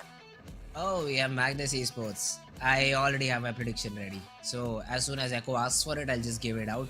But yeah, Sanhok as a map is going to be very, very interesting to see now. This is a map of comeback. I always say this because I just know how impactful it can be for all of these teams. This is a map where you can go all out for blood. If you want to take the early fights, they have to be taken within the first two circles. Other than that, if you try to take a fight after that, you're just doomed. You will be just shot because of the third party. You'll be shot because of maybe the fourth party. I've also seen 16 fighting it out against each other. So that is what the map of Sanhok brings into action. But now, as Echo says, it's time for prediction, Shadow. The prediction you made, I think Leo Esports, they were not Yeah. very bad. I mean, they were obviously better than what I predicted. MABETEX, who got eliminated way below 12th position, I think. So this time around, who do you think is coming out on top in the map of Sanhok? Unfortunate things happened with the players of Leo Esports. They were trying to go for the water rotation, and that is where someone struck and took down the players. And after what happened with the players of Aganex I think I'll ask my producer to predict for me. I'm not going to jinx any more team now. Hey, it's all right. It's all right. I mean, I do understand. You want the betterment of the teams, huh? Yeah. So we'll leave it to Echo in terms of your prediction. But I'd say I this time say that the players of team tough, are they playing? Are they in the game? Team tough? Are they in Group C? Yeah. We'll have to Yes. get that confirmation. But if they are, I'd go with the players of team tough. I'd say they got advance. They'll get it twice. They can, they certainly can, and they have all the reasons to do so. And the producer says DRS. I'm not gonna jinx. This is Oh, not my okay. prediction. So I hope DRS gets a chicken dinner, because this time they were Uh-huh. stuck in the blue. And yeah, okay. DRS is a very high caliber team. They have the international experience. They have represented their region so many times on the global scale. So yes, DRS is a team that can go for the aggression. We did see that kind of aggression on day one, number one, and day number two as well, even in the SA final. So yes, DRS is a team I personally expect a lot of things from Okay. them, especially in the map of Sanhok, because in SA finals in the league plays, Sanhok was entirely the strongest game for the players of DRS. Ooh, all right. Just justifying the pick that the producer gave you, huh? All Yeah. good. All good. Let's see. Let's see if DRS is the team which comes out on top in this map of Sanhok. I'd say I'd love to see some more snakes. That is something I've not seen, and I'm not happy about it. Come on. Sanhok is famous for that snake game, the snake gameplay, I'd say. And if we do not see the exoticness that it brings out, if we do not see a lot of green clothes in the game, I'd be very, very sad. I mean, I want to see players being surprised, players being punished for walking all alone, knocks and finishes happening by the last remaining players. That's what I love about Sanhok, and that's what I'd like to see. Although my favorite map still remains Erangel, because a skilled team will perform better always on that map. Sanhok, 60% luck, 40% skill. That's what I feel. If the zone is not with you, however skilled you are, you will still lose on the map. I agree. No second thought on that. Sanhok is definitely one of the most unpredictable map. At the same time, yes, if you do have the circle, if you do have a good position, if you have the numbers, this can definitely go in your favor. But this Yeah. time, 3x Esports and Stalwart looks like they both are playing. And let's see if 3x Esports again goes for the boot camp drop location. That is exactly where Stalwart Esports are also there. So it's going to be an interesting game, because 3x Esports now they are in the safe area, Fritz. Now Yes. every game matters. If they again make the decision of going to the city of boot camp, and if they lose the fight, I think they lose the qualification chance as well. It's I'd say it's better to be confident in your drop. Lose If you lose it, it's all good. I mean, at least you tried, rather than trying to make a very sudden adaptation. and try to drop someplace else and then get eliminated, because that will hurt you even Yeah. more, that you did not believe in your own preparation. So I'd say if you still want to go boot camp, completely fine, but then stick to your aggressive nature that you have. If you drop in boot camp, be the team that initiates the fight, be the team that initiates the momentum and that controls the momentum, and not the one who are always being suppressed because of the heavy fire that you take in. So that is something I'd like to just advise the players of 3x Esports. Obviously, they made it till here, so they definitely have the caliber. They definitely have it in them to qualify for the grand finals too. It'll be a difficult one. Map of Sanhok is of full of uncertainties, so it'll be a difficult map for them to perform on. But let's see if they're up for the job or not. Yeah, I agree. If you want to go towards the side of bootcamp, at least be more prepared. Drop in Hmm. towards the triple warehouse and then go for the first rotation, the Okay. second rotation, rather than dropping directly towards the main building.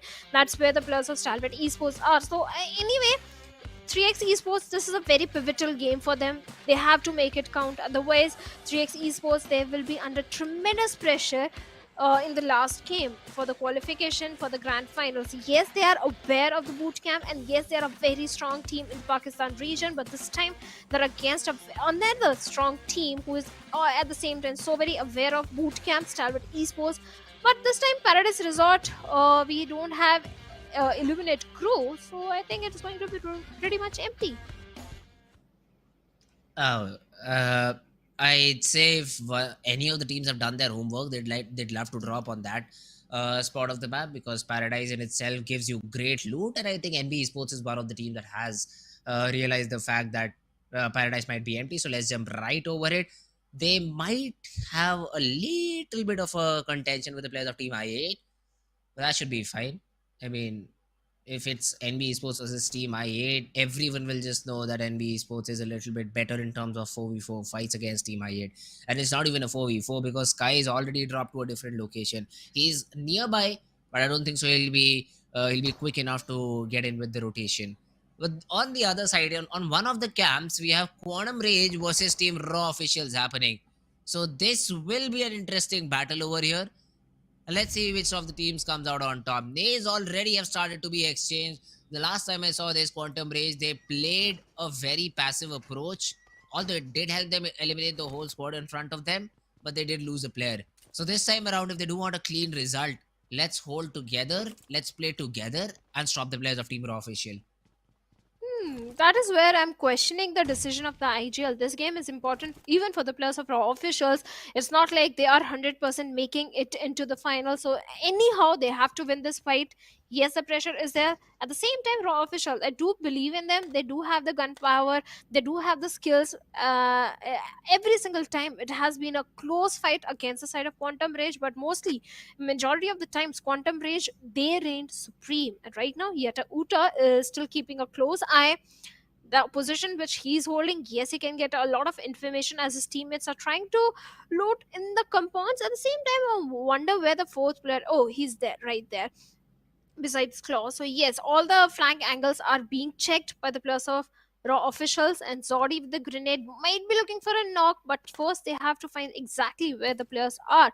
Yes, a single grenade. Now he finds one more Molotov, but no waste. Raw officials, they need the loot, they need the resources. They're not looking so very strong in terms of the weaponry as well. Light weaponry on both sides. This is what happens when you try to take those early 4v4s, and that too when you drop on one of the camps. The early loot is not there, but Quantum Ray, they do suffer that early casualty. Flanky down on his knees. Although I think Yeta Uta himself has taken some shots, so he needs time to reset. He needs time to pop that first aid out. But Senior has also been spotted, and he's all alone because Tanatan is cooking a nade of his own. And if this nade connects, if this nade goes into the correct room, that could be huge. The fight finally starts. Senior is not able to get any knocks, but Tanatan on the other hand is providing with some great support.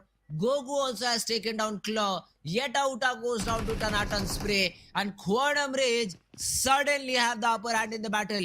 It's a 2v1, and let's see if the last remaining player of Quantum Rage is able to clutch the situation out or not. The cat and mouse game now begins.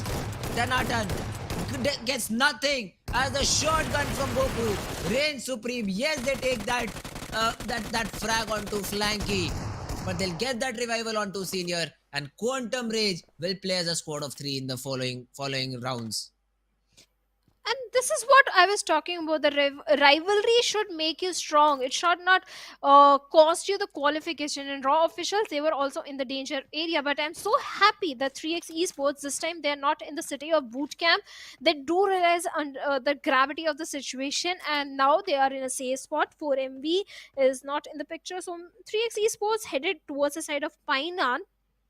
Good decision, and now they can start picking up fight with the players of Stalwart Esports if they want to, because now they have good weaponry in their hands. Raw officials, I don't know which position they are going to be in after that, and TUF on the other side, they they are still fighting with tooth and nail. Yes, they do have a good position inside the circle, but they need to be careful of the sudden rotation that might be coming from the side of MABETEX Esports, because MABETEX, well, they are also lurking nearby. Let's see. Team Tough, it's a very weird 2-1-1 split that they are in right now. But considering that already Riddler and Demotivator have the ridge on the northern part, they've already cleared out that there is no one inside these buildings, so it'll be safe for you to loot. So that's just, I think, the proper plays have been made by the players of Team Tough, and the protocols are in place. They're making sure that they follow it and have the easy access to loot. Although Riddler does not have good loot, I'd say level 1 helmet, even Demotivator is rocking a level 1 helmet. At least he has the vest to support him if he tries to take those entries. In the region of Koeri, though, we do have an airdrop coming in, and that's a very important weapon. MK14 goes on auto, and it just goes brrr and is able to take down a lot of players. Level 3 kit will also help any team that decides to go and get that drop. Stalwart, quite near to the drop. Even Leo Esports, I also have I8 in my eyesight. Reggie side too. Is the drop being the hotspot for a battle here? That's what I think it is.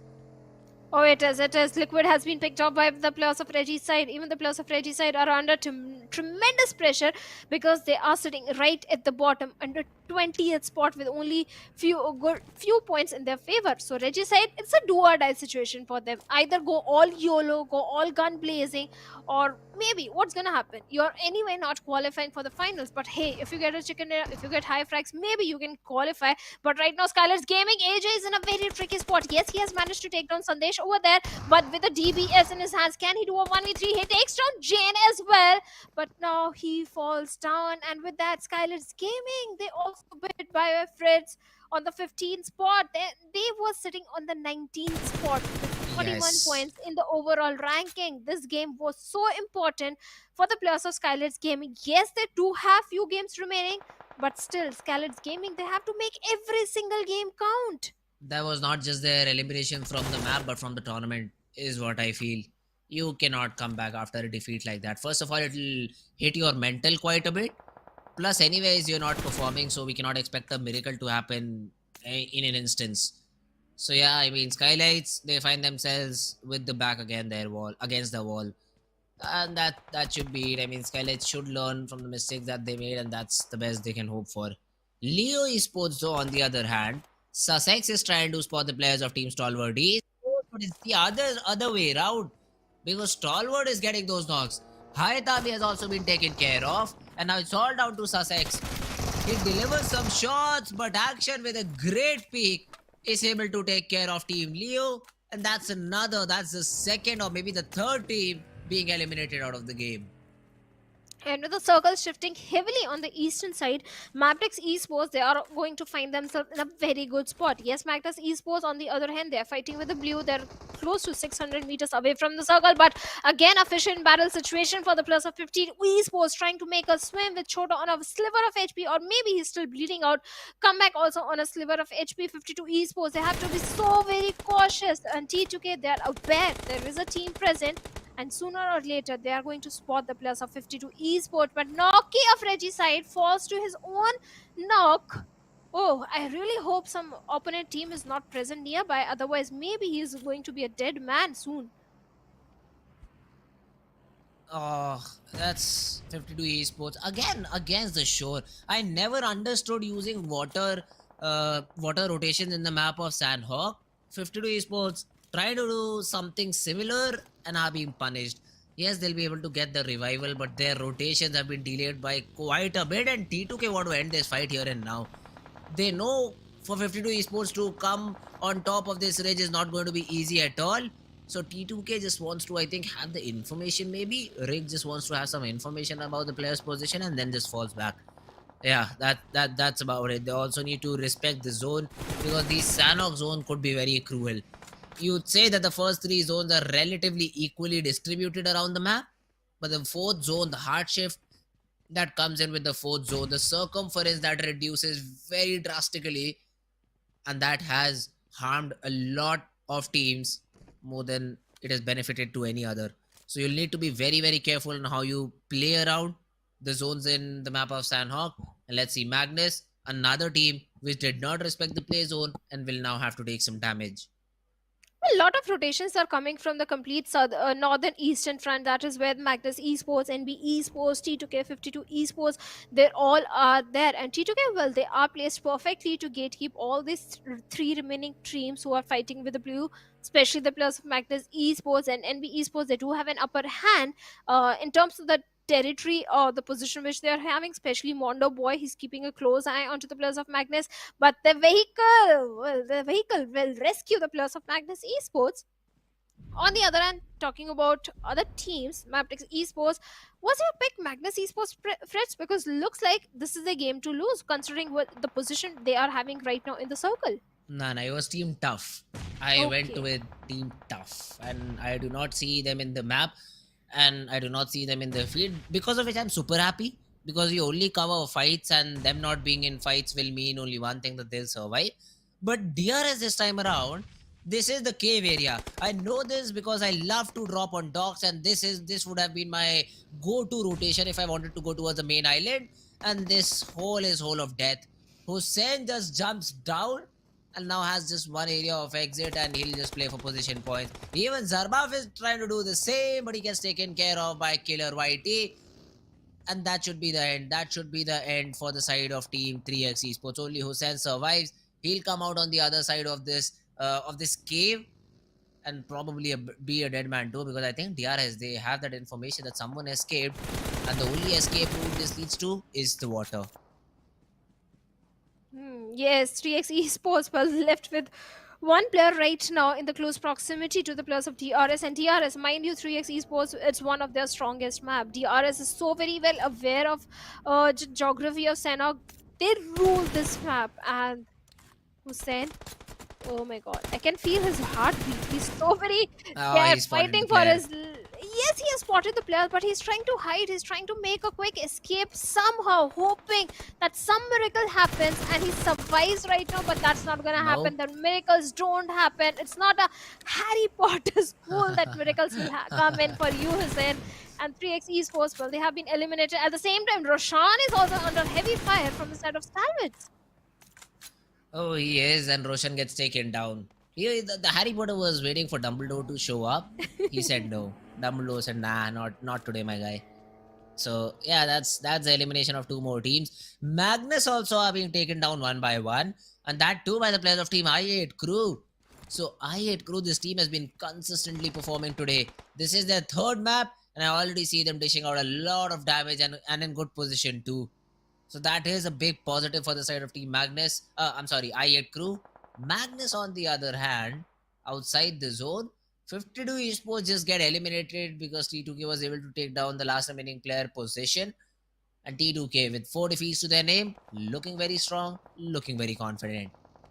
Oh yes, they are definitely. They have the entire northern eastern control under their control, and Magnus Esports, well, they are literally struggling with that vehicle, and that is where Sandesh is going to come in with a perfect spray, not so perfect spray, but TOF, well, they are the perfect one with spray as they are bringing down the numbers of Illuminate Crew. And Illuminate Crew, I don't think they can make it inside the safety of the circle. Jane finds a perfect knock onto Zibian over there, and Magnus, they're out in the open. Yes, there is a little bit of the cover for them, but is it enough to save them? I doubt it. At the same time, T2K have one more enemy in the name of Mondo of NB Esports, instantly shut down, flushed out, and Jane gets a confirmation, will get the confirmation point as well. NB Esports, this time they're also suffering because of the circle. Ooh, let's see though. I don't understand the reason for all these teams to still fight outside the blue. T2K, they're super close to the zone. I agree there's no cover inside the zone, but at least you'll stop losing players left and right. Because only if NB Esports saw the players of Team T2K trying to rotate, one bullet could have taken Drake down. And now these fourth and the fifth place zones, these will be very very hard to deal with. Talking about hardships, Stalwart Esports now put under pressure. Jiggle, he just tried to deliver some jump shots through the window. Stalwart Esports is in a lot of trouble. Nirzed, he finds himself alone. Malik is trying to toss a molly into the room which Nirzed is right now, but he moves. Somehow he wants to reset. He wants to get that first hit in and he gets it. On the other hand, Team ToughX is also giving a hard time to the remaining two players, IC, and I think I see Tobbs overlapped onto IC's name, and one of the players is knocked out. The revival will come in with the smoke's help, but just look behind your back, guys. Look behind your back because Highvoltage DC, the remaining two players are coming in from the north part of the map. Both the players, Malik and Nirzed, are trying to buy some time so that the reinforcements can come in. Highvoltage DC, the remaining players were fighting with the blue and Stalwarts. Well, they're going for the rescue mission onto IC, and looks like Tops has been dealt by Cloud over there, and Malik and Nirzed, their own kerfuffle with those grenades. No connection whatsoever, but the knock onto Tops is going to be so very critical for the players of Stalwart Eastwood. IC running out in the open like a headless chicken, and Cloud is going to capitalize, but he survives with a sliver of HP trying to help Nirzed. But first, Tops need to patch himself up, but there is no chance for saving Tops. And Nirzed this guy always saves the day for his team and gets a confirmation point onto Malik. You cannot give those individual duel to any of these players of Stalwart Esports. They'll always deliver and even get Tops back into action. In terms of frags, Stalwart's on top. In terms of support, Stalwart's on top. In terms of individual supremacy, Stalwart's on top. Let's see if they're able to close the game in the same fashion or not.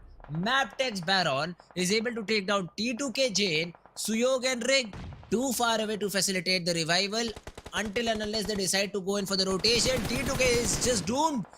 3 of the players are down now. It's only Rig who survives. It's Rig who has been spotted down and taken care of too.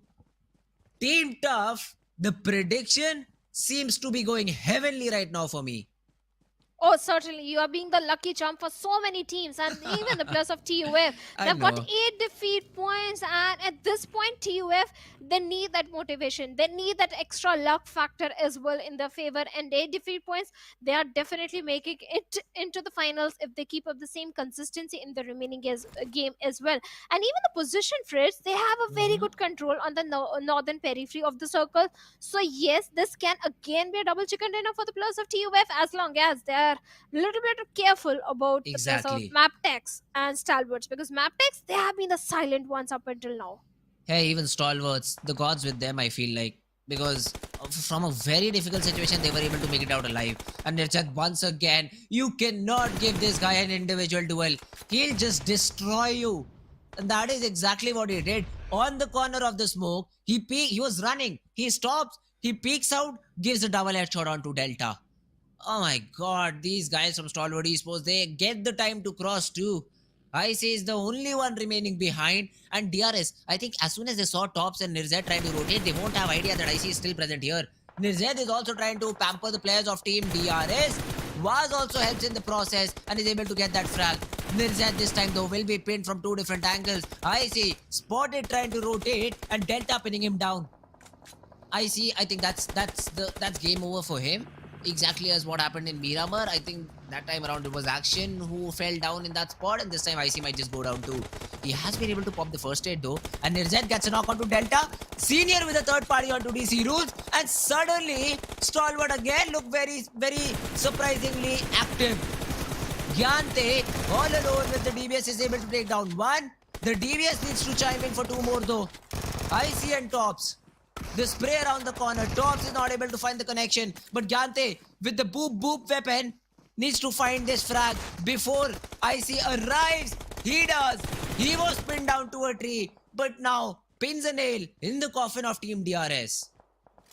And there goes my producer's prediction as well on the 6th spot. But MABETEX MABETEX this time something unheard of, being the silent ones, only 2 defeat points, but they have made it inside inside top 5, and they do have a good position. The circle shift is going to be so very critical, and it goes for the concentric shift. EOF, they also have a very good spot. Stalwarts, they also have a good spot on the southern western front. Even the plus of MABETEX, but Regicide, I'm so very happy to see the plus of Regicide still alive, because Regicide, they are sitting on the 20th spot. They need those points. They need those chicken dinners in their favor. Yes, the numbers are not in their favor, but anything can happen. The miracles sometimes do happen, and Noki finds a confirmation point as well onto Tanatan, who was fighting with the blue, and now Quantum Rage, well, they have been eliminated. 4 teams remaining. TUF having a very good run in this one. At least they're having a very aggressive streak of those elimination points. A podcast moment, right, Shadow? Yeah. In the game? Yes. I mean, all these teams super far away from each other. No more fights to happen until the zone closes and until the zone forces all these teams to fight it out. Stalwart, they have an uphill climb against the players of Team Tough. DRS previously found themselves in a spot like this, 4v3 against Stalwart Esports, and we exactly saw what happened. They did not even falter a player. And now the same situation is again with the players of Team Tough. Let's see Stalwart Esports if they're able to do exactly what they did against their previous opponents. Regicide, though, this team played a crucial role in the fall of DRS because there was a third party happening, and hopefully they do the same this time around. I mean, Tobbs has been tagged up quite a bit. Even Nirzed has been spotted down, and a lot of HP has been taken off of him. Tobbs, he falls. The acid is raining fire over here. Let's see if Team Tough closes the door onto the face of Stalwart Esports. That's a good phrase. TUF, they're raining acid onto the opponent teams and killing them through that sulfuric acid. Yeah, definitely that is working for them. But right now, Stalwart Esports, perfect grenade right on the face of Imad over there, takes him down.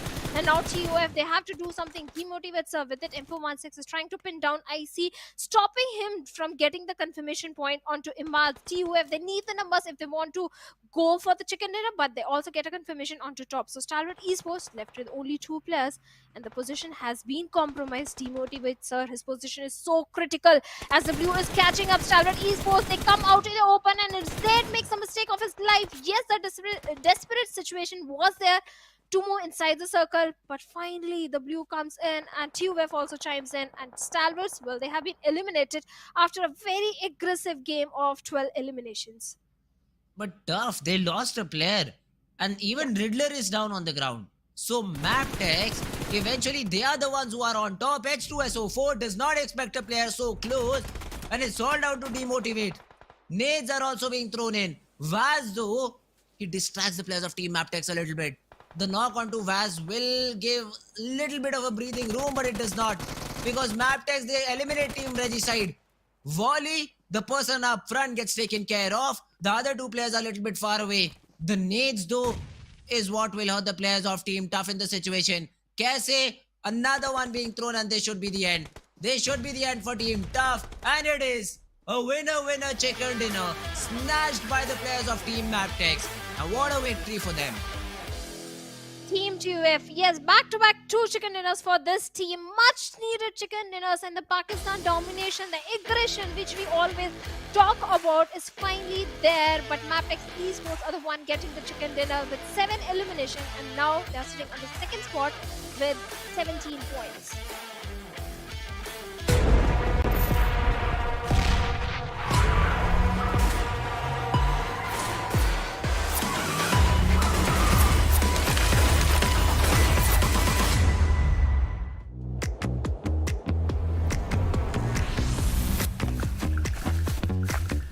सब कुछ मेरे हाथ में है कोई ये supply इस तरह मुझसे छीन कर तो दिखाए इतना ये क्या है व्हाट इज दिस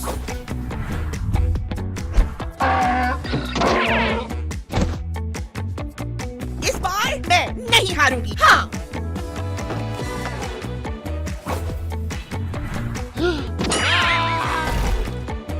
ये कुछ भी नहीं है मेरे आगे चलो इन दो की धुलाई करें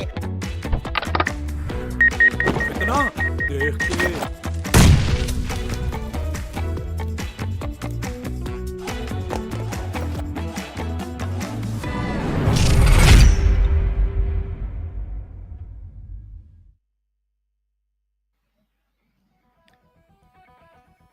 Well, the race for the top 16 is definitely there. At the same time, the Yep. race for the top spot is also there, where MABETEX Esports have managed to come on the second spot, but still the point difference is way too much because this Mhm. game against Stalwart Esports, they got too many elimination points. So MABETEX, they are sitting on the second spot, but TUF, well, they were raining death and destruction in this one, Fritz.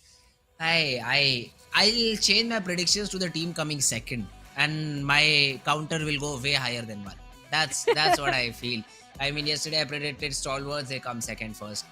They were able to get the 2 chickens, but that was after when I predicted. Today I've got 2 predictions where both the teams have ended up coming second. Come on, guys, help me here. Help me a little bit. I want to beat Shadow in this race. But if you do like this, I won't be able to. It's just one correct prediction for me. So I do hope the next prediction, whenever it happens, comes out correct.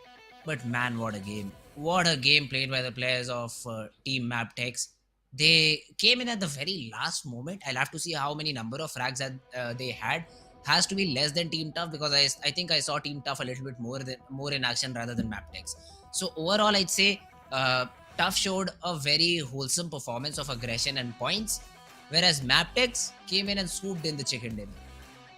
Well, yes, MABETEX, they did capitalize on those 10 placement points for themselves. They were the silent ones. They were aiming for the chicken dinner. But the MVP this time is going to be IC from the side of Stalwart Esports with 5 elimination and a good, decent high damage number as well. 2 assists, 3 knocks, 486 healings. The healings down number is pretty high because this time Stalwart Esports, they were in the blue. They were engaging in so many fights. That is why the high healing number is there.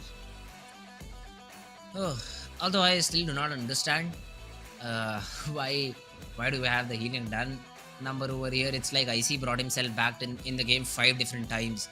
That could be one of the reasons. But in terms of elimination, he's still on top with 5 eliminations, followed by Nirzed, and then even Tops is here.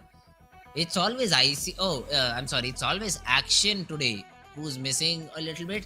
Otherwise, it could have Yeah. been the player cards of Team Stalwart Esports. We do have Harris sir in the mix, also Leo AP from MABETEX Esports. But then, as I said, MABETEX, I think that is a team which got 5, 6, or maybe 7, 8 frags to their name and were able to get the chicken for themselves. Well, definitely, they were able to get the chicken in a valley. Valley has always been an important asset from the side of MABETEX Esports system. Surprisingly, MABETEX Esports, they were playing with the circle. At the same time, the circle was predominantly in the favor of MABETEX Esports. They had a very good position. On the other side, Stalwart Esports, they were looking for a very dominant control from the northern front. That's why in the match summary, there are so many stats of Stalwart Esports: highest assist, highest elimination. But MABETEX, well, they're sitting at the top with 17 points. Stalwart's on the second with 16 points because of the elimination numbers they accumulated. Oh my god, that's a big number. That's a big number to have. And Stalwart Esports 16 points, even though they finished what, fourth in the overall rank in the match ranking. That's a good number to achieve. This will help them retain their first spot. And 4MB sat out this game, so they'll have that advantage. They'll have that 1 game advantage, and they'll have the target to beat against Team Stalwart Esports.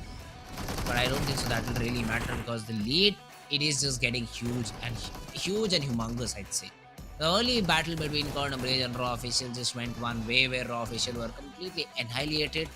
The annihilation also came in for the players of SKYLIGHTZ Gaming, 3x. This team, as we say in Hindi, bhaga bhaga ke mara.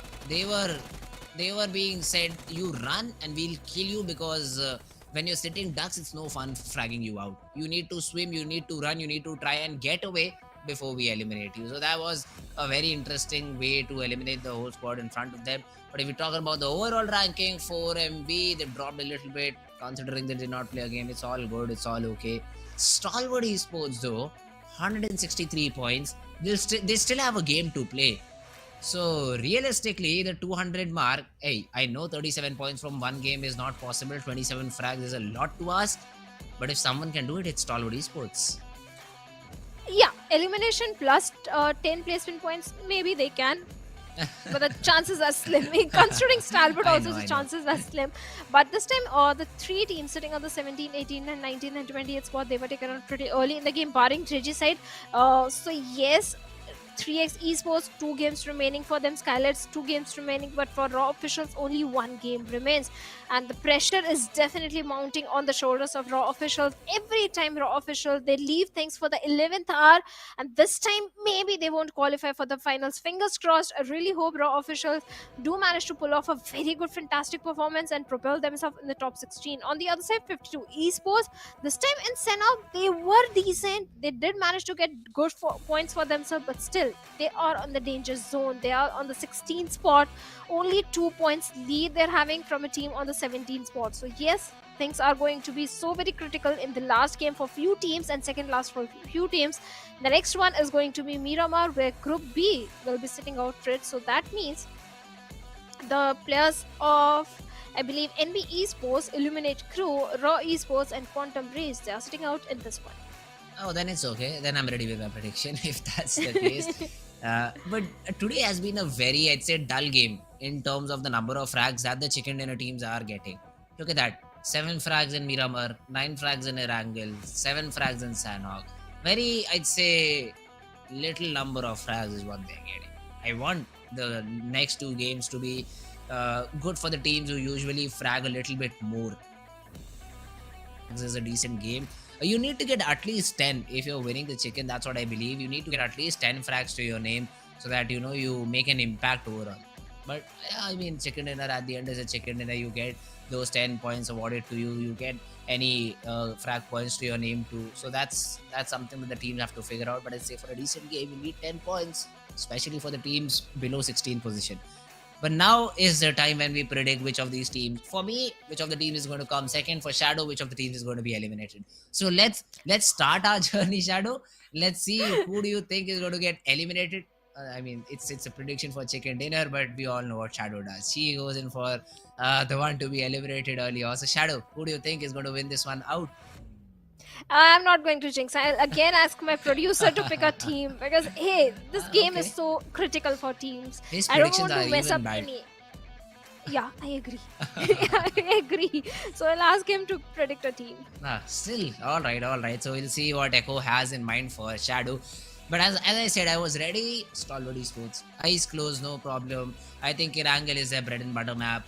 It should be a Stalwart Esports game until and unless the zone favors them. Somehow, if Stalwart have the zone in their favor, they tend to perform a little bit worse than their normal games. Once the zone is not with them, they're like they turn on their godly performance mode on.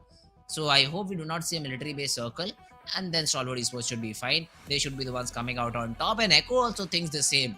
So now I think my prediction might just go wrong, but hey, let's see if that happens or not. The map of Erangel is what is coming up next. Oh, sorry, I think Miramar. Stalwart Esports are going to be pretty fine this time because yeah, little bit of the jinx factor is there. At the same time, they do have the luck factor of yours as well. So Stalwart Esports are going to fare off really well because considering they do have a very good momentum and a good buffer as well. I don't know about chicken dinner, but yes, Stalwart Esports, they are definitely going to have a very high fragging game for themselves. I love how you just said no to Echo Boy's prediction, but in a diplomatic way. Great job.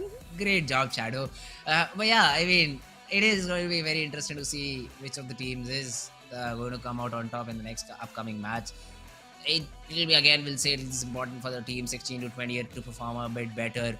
But they are in the 16th and 20th spot because they are not performing good, because they've been performing terribly for the past 3 days. They'll need to step up though, and some of the teams have done it. I mean, Reggie side, we did see them jumping up 3 spots. Even Team Tough, they started the day on a very negative note, I'd say. They were on the verge of getting disqualified. They bag a chicken and they come second in the map of Sanhok. So these 2 very good games, I'd say, have led to Team Tough getting out of that slump and moving into the qualification teams.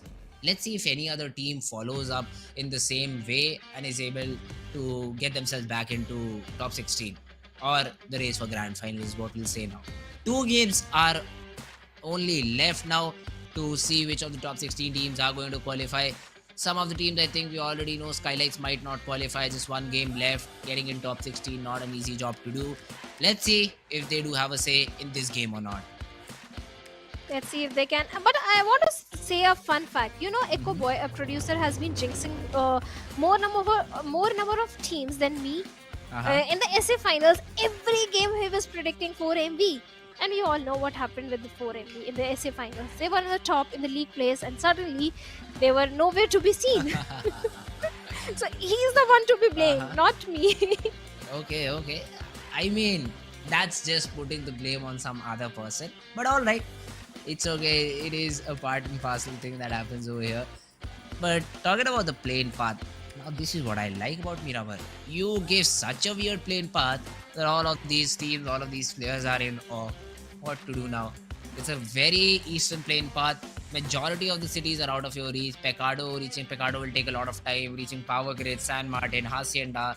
Oof, it's a nightmare for all these teams. For teams that usually dropped in Puerto Pariso and Impala, a great plane path. Even Campo Militar is reachable, and Campo Militar, believe me, has some decent loot present in the city. Plus, it's super easy to loot that city. No long buildings, no big buildings. I mean, there are a few, but still, you can loot that area very, very quickly. So I won't be surprised if we see some teams heading towards that direction.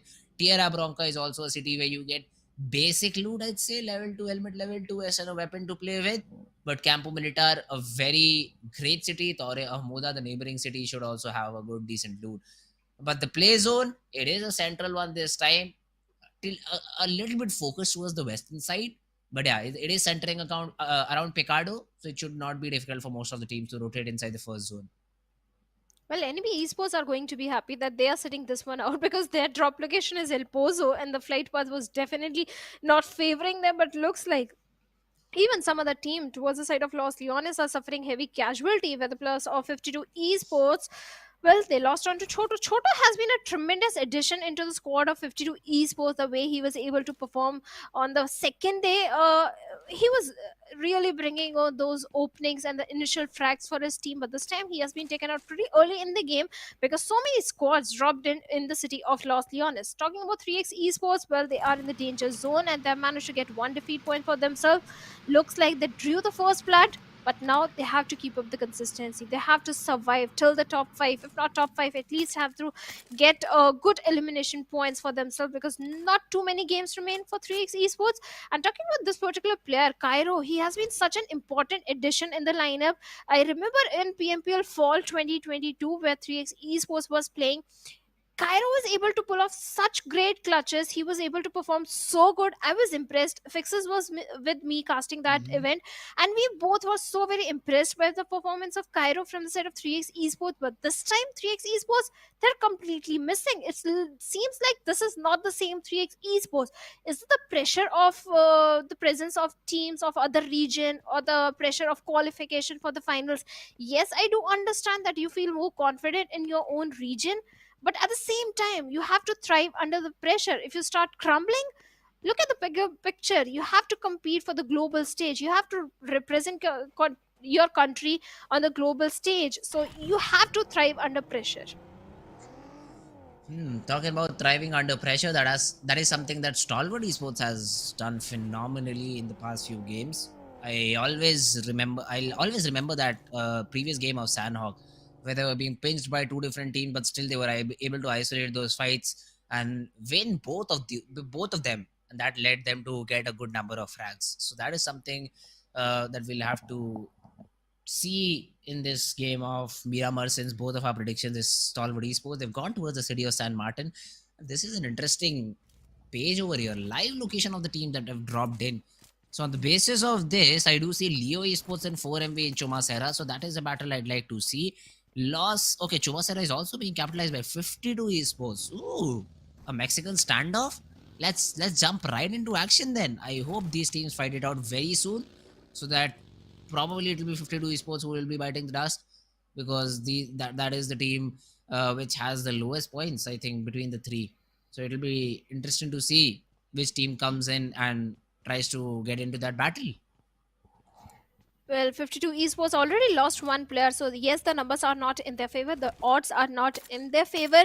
So let's hope they manage to go towards the drop location and not engage in a fight with the players of 4MV, because engaging in a fight at such an early stage in the game is not going to benefit the players of 52 at all. Especially they want to keep up the consistency. On the other side, talking about a team towards the northern front are the players of DRS in the city in Hacienda. the house of the boss. At the same time, we have the players of Seventh Element trying to come from the northern front. Then we have Stalwart Esports also in the close proximity in the Saint Martin. But yes, DRS are aware about the players of Stalwarts, because Stalwarts always goes for Saint Martin drop. But are they aware about the position of seventh element? That is what I'm thinking. If they're not aware, if they're not careful, maybe the plus of seventh element can capitalize, because hey, seventh element, they are showing aggression. Yes, day one they were struggling, day number two they were decent, but day number three they started picking themselves up, and day number four they're looking more strong. So yes, they won't be shying away from the fight. So DRS, they need to be careful. At the same time, Agonix I8 looks like they were trying to pepper few bullets in the direction of Magnus. Magnus. Let's see. Let's see if Magnus is hurt by that or not. Oh, after such a long time, I do see all the 4 players of Team Aegon X8 alive. Because other than this, we've seen them playing with 2 or 3 players after the first few minutes of the game. But this time around, all of the players surviving, all of the players staying alive. A good sign for all the I8 fans out there. 4MV still around the region of Chumasera did not leave the city. Why do? I mean, the zone is still supporting you. It is still also centering around the region of Pecado, where we do see Leo Esports and even Team HVDC maybe fight it out. Haidami, Liquid, Malik, Jiggle, these are the 4 players from 2 different teams who will have a say in this battle. But the good thing for High Voltage is, even if they get knocked out, there is realistically no way for Team Leo to somehow get up top this mountain without a vehicle. And High Voltage won't allow that to happen. So let's see, Liquid tries to come in, tries to jump in with a buggy, stops to his death. He shouldn't have, he should just have jumped out with the buggy. And Jiggle, he will punish Liquid because of that mistake. Oh, he certainly will be punished. But right now, Highvoltage DC, yes, they do have one elimination point in their favor. They were going for the rotation. At the same time, look at the congestion, how busy the entire central area of the very first circle is. Everyone is trying to go for the central control. Even the plus of Leo Esports last time in the map of Sanhok, in the Erangel. I'm sorry, Leo Esports didn't have a very good outing, but this time they are looking to turn things around. And even T2K looks like Jane is showing on the doorsteps of Leo Esports. For Jane, it's a 1v2 situation. Is he prepared? He is not having his full HP as well. Oh, it'll be a difficult thing for Jane, but Leo, since they're a man down, and I think for now the backup is not there too, so Slipknot is all alone. He tries to get into this battle. Jane, the hip fire is great, and then we all know how powerful that headshot from AK is. He is able to get that frag out, and T2K, they'll be happy. They'll be happy to isolate these duels. Sandesh, he was trying to throw a nade from that corner, but gets mollied off, although he'll still change and try to battle it out against Sussex. Sussex is trying to fall back, but Leo, is it a bit too late to disengage from the battle? High Voltage also want to get into that third party. Look at the bottom right part of the screen. They also want to chime in, maybe throw the third party shots off. He's calling Jiggle too, so both these players can just lay down and say 1, 2, 3 and then fire away together. But Sussex right now is the player we need to keep in mind. He is all alone and deep in territory line, and T2K, they're creating a smoke wall to close in the distance between the 2 players. Oh, definitely. Sus is in a lot of peril. Haidami, even if he tries, he won't be able to provide the necessary backup support that Sus needs in the situation. Yes, Haidami is doing the right thing, hiding over there, because a 2v4 situation against the players of T2K is not going to help Leo Esports right now. They have to survive, and they're fighting for the survival. And Sus is trying to buy some time, but these open concretes are never a good position to hold on to. The Molotovs are being flung over towards the side of Sus. He takes a jump. Can he take down one player from the backlines? He comes and takes Sandesh with an M416. Can he bring more numbers down? And no, he won't be able to do so, because hey, it was a 1v3 situation, and with that, Sus has been dealt with and leaving Haidami all by himself. At the same time, look at the position of Sanhok. He knows exactly where Jiggle is, and Jiggle, well, he loses a little bit of the HP to Sanhok, but Stalwarts, well, looks like T2K. They grab the attention of Stalwart Esports, and Tops takes down Sanhok. That's a good knock to find. And let's say T2K, even if they go for the rescue mission or not, because Stalwarts, they want to force the issue. They're very near to this compound of T2K. At least action is, and we all know how deadly action can be. Rig, he's trying to use a pickup truck and then go for the revival, but spotted down. The truck is super heavy and super slow. I'm surprised to see Action not getting that knock. But Action now spotted down, and 7th element, a 4th team in the battle, will deal harm to Stalwart Esports. Definitely, they will. There will too many third parties and fourth parties are happening, and seventh element. Well, they are keeping all the angles checked. Even the players of Stalwart Esports also need to do that same things. T2K, they need to be cautious, because look at that uphill angles. Beside them, any team can go and have a control, and these are the open concretes which the players of T2K are holding on to. They won't provide the necessary cover which the players need right now. Even the circle has shifted away from Stalwarts, and T2K looks like Stalwarts, they're already moving ahead inside the circle, and IC still keeping a close eye onto the players of T2K. At the same time, IHC can also come from the backlines, because right now they are somewhere towards the side of Saint Martin. So there is a chance of a third party again happening if the players of T2K waste a lot more time in this situation. Ooh, Stalwart Esports though. They went in for an unnecessary fight. Not unnecessary, Action went in for a little bit of an info, but they did not know that 7th element would also be playing a part in this particular battle. They completely were surprised, caught off guard. They go down to. And now Stalwart, which is 3 players. Let's see if they do still prove our prediction correct or not. That's what I'm more worried. But hey, they still will be on the top. So that's something we can focus on for now. 7th element now in the crosshairs of top. He does have a mini 14 if he's able to put good use to it. But the call has been made. They want to respect the zone. They want to have a better position inside the zone, and have already started off with their rotation. Oh yes, they have. They have. Even on the western front line, we have the players of SKYLIGHTZ Gaming finally making it towards the periphery of the western circle. On the southern side, we have few teams present like TUF, 4MV, Regicide, even the players of Agenix I8. So there is a very high chance of a fight erupting on the southern end as well. On the northern front, yes, that is exactly where all the eyes are, and that is exactly where even the players of Stalwart Esports are. Yes, Stalwarts can capitalize by getting those elimination points, but Chicken Dinner, they need to have those numbers, but the numbers are falling down for the players of 3x Esports, as Zarbaf knocked on the wrong doors of Regicide, and well, he's not welcomed by the garlands, he's rather welcomed by those molotovs and those bullet shots, and Zarbaf loses his life. Regicide, they get 1 defeat points. On the other side, Magnus Esports, they are bringing down the numbers of T2K as well, where Sanhok has been eliminated. Oh, T2K also find themselves in a bit of a trouble. Magnus is the team which is dishing out damage, and even Sandesh goes down. Stalwart Esports though, on the other hand, now in a fight against the players of IHC, Zeol comes in, has been tagged up quite a bit, but the knock is yet not there. Nirzaz with the pre-fire around the corner also tosses a nade to make sure he buys a few more seconds for his team. But IC's nade will take Zeol down. IHC, it does not look good. Demo also blasts off the face of Earth, as Nirzad's nade is perfect too. Alex and Godless, the 2 players make it just 1 because it's Alex surviving. Tops, he gets that frag, and even the final player falls. Nirzad did go down in the action, but IHC, they won't see the sun as they've been eliminated. Well, IHC, they do buy the farm very early in the game at the 16th spot. And Stalwart Esports, well, they also lost onto Action, but 3 defeat points in their favor. Stalwart Esports, they are in a very busy area. If they head a little towards the west, they will find the players of SKYLIGHTZ Gaming. And if they manage to take down the spot which SKYLIGHTZ are having, this can be a good game for them. On the other side, Magnus Esports, they are in a pickle with the players of T2K. In fact, Jane is in a lot of parade. And Zen comes with the DPS, eliminates the last player from the side of T2K. Again, a bad game coming for the players of T2K. I don't know what happened.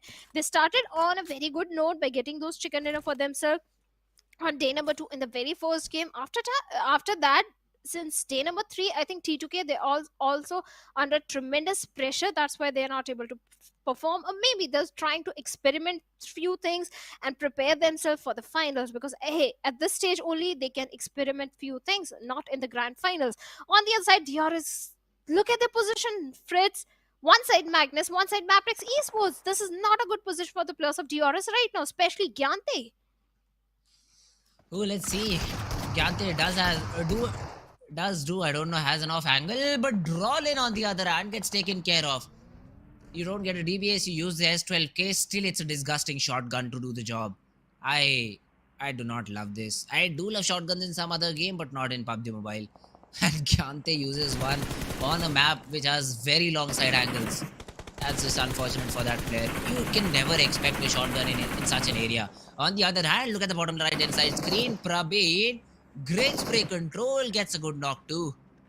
So even high voltage dishing out some damage, getting the knocks, try to convert it into frags. Seventh element on their crosshairs. T24, Tata bye bye. But the remaining three players, let's see what they can do now. Highvoltage and 7th element, they can still lock horns with each other because 7th element is way ahead from the players of Highvoltage inside the circle. On the other end, we have three teams. TUF, 3x Esports, and Regicide in close proximity to each other. And all these three teams are trying to have the southern control for themselves. And looks like the numbers are falling down for the players of, well, Leo Esports and Magnus as well. Magnus then has been taken down from the equation, and Zipian is so very close to the players of DRS. Rolls in a close frontal battle, and the UMP reigns supreme this time. And DRS, they have managed to entirely eliminate the players of Magnus Esports on the 13th spot. And DRS, well, they have got 3 defeat points for themselves. At the same time, they have managed to get the complete northeastern control of the circle under their control. 7th element and Highvoltage, like I was saying, they're in such close proximity. 7th element, they do have a good compound to their name. Yes, they do have the hard covers. On the other side, Highvoltage, they have to rely on those terrains, and they have to be a bit cautious because DRS are also in the close proximity. Now this is the fourth zone, so you really need to consider third parties. And Highvoltage, I think they're disrespecting that fact. Jiggle, he's all out. He just wants to go in and take this battle. Let's see if he gets gifted a frag over here, or do DRS realize this and see a person lying all alone in the grass and tries to take that frag. The smokes are blocking the vision for 7th element right now, so no information for 7th element how many players have creeped in. It is the whole squad of Team HVDC. The damage has been dealt onto Cloud, so no more light-headed Cloud. You need to respect it, you need to reset. Even Jiggle needs to get himself a first aid here.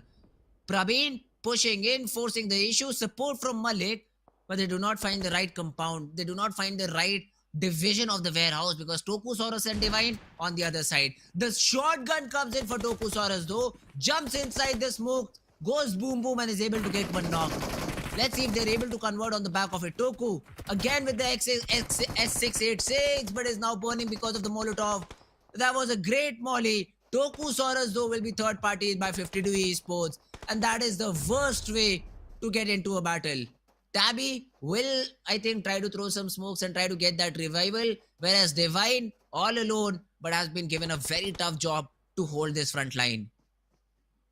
He has to hold, he has to buy some time as Tokusaurus is being revived at this point. And Highvoltage DC, they have all the 4 players alive. Yes, 52 and Stalwarts are in the close proximity. At the same time, they have 26 seconds on the clock. That is when the blue will start closing in, and both these teams will be in a lot of pressure.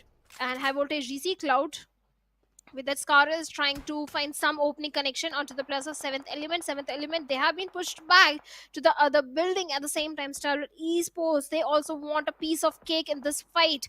But Highvoltage, they won't be providing any of it to the plus of Stalwart for now. 4MV Dog on the other side finds a perfect knock onto the players of MABETEX Esports. And MABETEX, well, they were trying to have this central control for themselves, Fritz. And looks like the center control is being denied by the players of 4MV. But for now, a kind of stalemate situation between 7th element and Highvoltage. But look at the time, not too much time left. I'm sorry, it's 2 minutes and 8 seconds still remaining when the blue will start closing in. And Highvoltage, Malik makes an aggressive push towards 7th element, takes on 2 players, instantly gets the confirmation onto Tokusaurus as well. With only 1 player remaining, Highvoltage, 7th element is way too much to deal for Divine. And with that, 7th element, they have been wiped out from the lobby, and 11 teams still remaining with 5 defeat points for the players of Highvoltage. Highvoltage, easy wipe for them. They knew that they've completely pinned down the players of 7th element to 1 compound. It all fell down to the individual duels, and all of them were won. A 1v4 for the last remaining player of 7th element does not go in his favor. But now 3x being tested. Chimero, let's see if he's up for the job or not. Avenger and Vaz, the 2 players who are trying to invade this compound because Noki is already down. Noki is knocked out. So Vaz and Avenger, they first of all should focus on the revival rather than going for the push. And Nokia has found himself a cheeky corner to survive in. But Chimero is already going in for the flank. And Vaz, let's see, is cooking a nade. Will he be able to get that knock? No. But he spots the player down. The shots, they do connect for Vaz, and Hussein is down on the ground. Avenger spots Huzafa too. The nade is there to flush him off that angle. And now both these teams try to reset. Noki still waiting for the revival. The door needs to be opened on Noki, but no, Chimero will get that frag first. Reggie's side, they're looking for this battle, but even Team Tough wants to have a piece of it. They are also here for the third party. Hussein is down, will be confirmed by Vaz. A 2v2 inside the house and two different players outside standing and knocking on the doors of both these teams. Huzafa, he gets naded out. H2SO4, great nade. And Chimero for 3x left all alone. Reggie said 3x Esports, they were sitting on the 17th and the 18th spot. This fight is so very crucial for both the teams. They have to survive, but Hassan gets a knock onto Cloud, and Nima gets a confirmation points through those grenades, through those explosives. The entirety of 3x Esports, well, they have been eliminated, and SKYLIGHTZ Gaming finally doing a perfect third or the fourth party. I don't know which party in this situation, but Reggie said they have to be careful. They were also making too much noise. TUF, well, they are in the safe spot in the overall standings, but for Reggie side, this game matters a lot. On the other side, Stalwart Esports trying to find the players of 52 Esports, and looks like even 52 Esports are not able to stand taller. Hassan is the only man standing, not for a very long time. And Stalwart, well, their aggression, we know, their firepower, we know, and they have grabbed more elimination points for themselves. 9 teams remain, 30 players alive, and already the zone has started to shrink in. There is a big compound that still lies inside the zone, so that could be a place for all these teams to rotate towards. 108-meter run is what the side of Team HVDC have to make, I think. But okay, no, HVDC are already in battle with DRS, not for long because HVDC have been put to rest. Gyante with the final frag onto Jiggle, and that's about it. 4MV this time around against I8. Apex cooking a nade. Doc trying to support his teammate, and Reviews will also be in a little bit of a trouble. Let's see Apex if he's able to deliver anything from this spot. 4M, we have all of their 4 players surviving, so that's a very good thing for them. Doc trying to dodge all the nades being thrown at him, but from behind you also have the player of Team Tough. That is gonna be demotivate, sir. So you need to be careful if you're Team 4MV. Aegon XI8. This is the battle you need to take to get inside the zone. So let's see how does this battle pan out. Reviews has been taken care of by Aiku. The shotgun comes out. The DBS gets one, and the kill will be confirmed onto Ghost. Blade will be put in a 1v1 against the DBS. You do not have good odds. And Apex shuts him down too. 4MV, yes, they did lose a player and might just lose the second one too because Aiku still survives.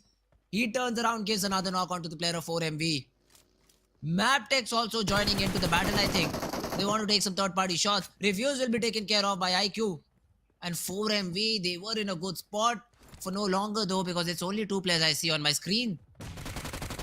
Well, with too many fights happening on the southern, and the teams on the northern part of the circle are going to be pretty comfortable for now. They have made it inside top 6. Stalwart Esports, DRS, even the plus of MABETEX Esports are feeling way too comfortable for now in this circle. But the next circle shift is going to be so very detrimental for all these teams. DRS 7 defeat points, a good game finally coming from the side of DRS, and let's hope if they can get a chicken dinner. But Stalwart Esports can be that ugly thorn if they go a little southwards. Then MABETEX Esports will welcome the players. On the other side, talking about TUF, not a good position they are in. Yes, the little bit of the dips are there, but one side MABETEX on the uphill, on the side we have the players of SKYLIGHTZ Gaming. So yeah, TUF not in a good position right now. At the same time, Baron spots one player, H2SO4 over there, instantly shuts him down, and looks like this is going to be a flush for the players of TUF. MABETEX Esports not going to stop. Every time MABETEX Esports, this time they are eyeing for that chicken dinner. They're not engaging in too many fight spreads. This is showcasing that yes, MABETEX Esports is eyeing for the top spot in the overall standings, but Stalwart Esports are still in the picture, and Stalwarts, they are accumulating the elimination points as well. Ooh. The 3 players, they do still survive, but the zone is going to be a matter of concern for them. And DRS, as soon as IC starts to rotate, they show their face and are able to get that knock onto IC. There has to be a revival here because their Z has a smoke in his hand and is about to deploy it, or maybe it's not even needed because they have some cover. Okay, it gets thrown anyway. So the smoke will pop, the revival will be there. Still, I do fear for them. I mean, the zone is something which is a little bit far away, and even 20 to 30 meters makes a lot of difference. And on their back tails is going to be SKYLIGHTZ Gaming trying to take them down from behind. At least they've got 6 frags and are in top 6, so uh, they won't be very disturbed if they're eliminated here in the game. But let's see what Team Stalwart has to show us. 2 of their players are already, I think, inside, and now are battling against a team. Tops, he is trying to find a weapon for him because I think his UMP just has 30 to 40 ammo left, and that is what he does not want in this particular half. But MABETEX having a good area, but are now being challenged by 2 different teams. The first one is going to be the side of, I think, DRS. Stalwart Esports, though, they also get a knock from very far away. Okay, no, it's not DRS, it's 4MV. But MABETEX, since they've lost a player, now have lost the edge in this battle. 4MV breaching into the compounds of MABETEX Esports, and can MABETEX defend the compound? If they can definitely go for a little higher position, but Leo has been taken down by Apex with a DBS right on his face, and now MABETEX Esports with only 2 players remaining. Valley is still down on his knees. Let's see if they can go for the risk mission, but right now Baron is busy taking down Riddler of TUF, and finally flushes him out. Will get the instant confirmation point as well. Those cheeky angles, and TUF, they had no idea about MABETEX having that perfect line of sight onto their players. On the other side, demotivated serve will be dealt by AJ of SKYLIGHTZ Gaming, and too many third parties are happening where the players of Stalwart Esports are also chiming in and bringing down the numbers of SKYLIGHTZ Gaming, where AJ is left all by himself, hiding behind those vehicles. Sooner or later will be put to an end. And AJ, how is he still surviving the barrage of those throwables, the molotovs, the grenades that came from the side of Stalwart Esports? Still he's surviving and breathing, and Stalwart Esports, they need to be a bit cautious of his position. At the same time, TUF, the last player, still hiding, and Nized with a perfect grenade right on the face of AJ, and SKYLIGHTZ, after getting 4 elimination, bids bye-bye from the lobby. 5 teams, 13 players still remaining. And Stalwarts, they're a hungry bunch of lads for this elimination points. Oh, they are. But they're being pinned down right now by DRS, who themselves have to move inside the zone. So Stalwart will have a hard time dealing with the squad of DRS. 4MV though finally pushing for the players of Team MABETEX. And Kese taken down, but the counter nade is good, and then the molly to finish the player off too, I think. Doc will even survive. It's not about the survival right now, because even Apex gets taken down. The M249, it reigns supreme in one fight, but then the trade is there. Down to a 1v1. East versus Baron. Baron does not have a lot of HP left, and Stalwart come in with a third party. This could be huge for Stalwart Esports, but Baron gets taken down. East, the last one standing. From behind though, tough H2SO4. Oh, he's just surviving. He's just surviving. Tops takes down Gyante. DRS also under a little bit of a pressure, but H2SO4, he wants to be the snake here. He wants to be the final person who, when he gets a frag, he gets it for the chicken. Tops, he does not even know that there is someone behind him. Stalwart, they need to check their backs at least once. And Tops, as soon as he does it, I think Tough will shoot at them. But DRS is a team to take care of for Stalwart Esports. I see Nirzad, all these players are still surviving. I see finally Sports H2SO4. And my heart rate went up a little bit. But now finally I think Stalwart might get our predictions correct here, Shadow. Oh yes, definitely Stalwarts can get this one in their pockets again. But DRS, well, Rules is ready with a grenade, and they know from where exactly the players of Stalwart Esports are coming in.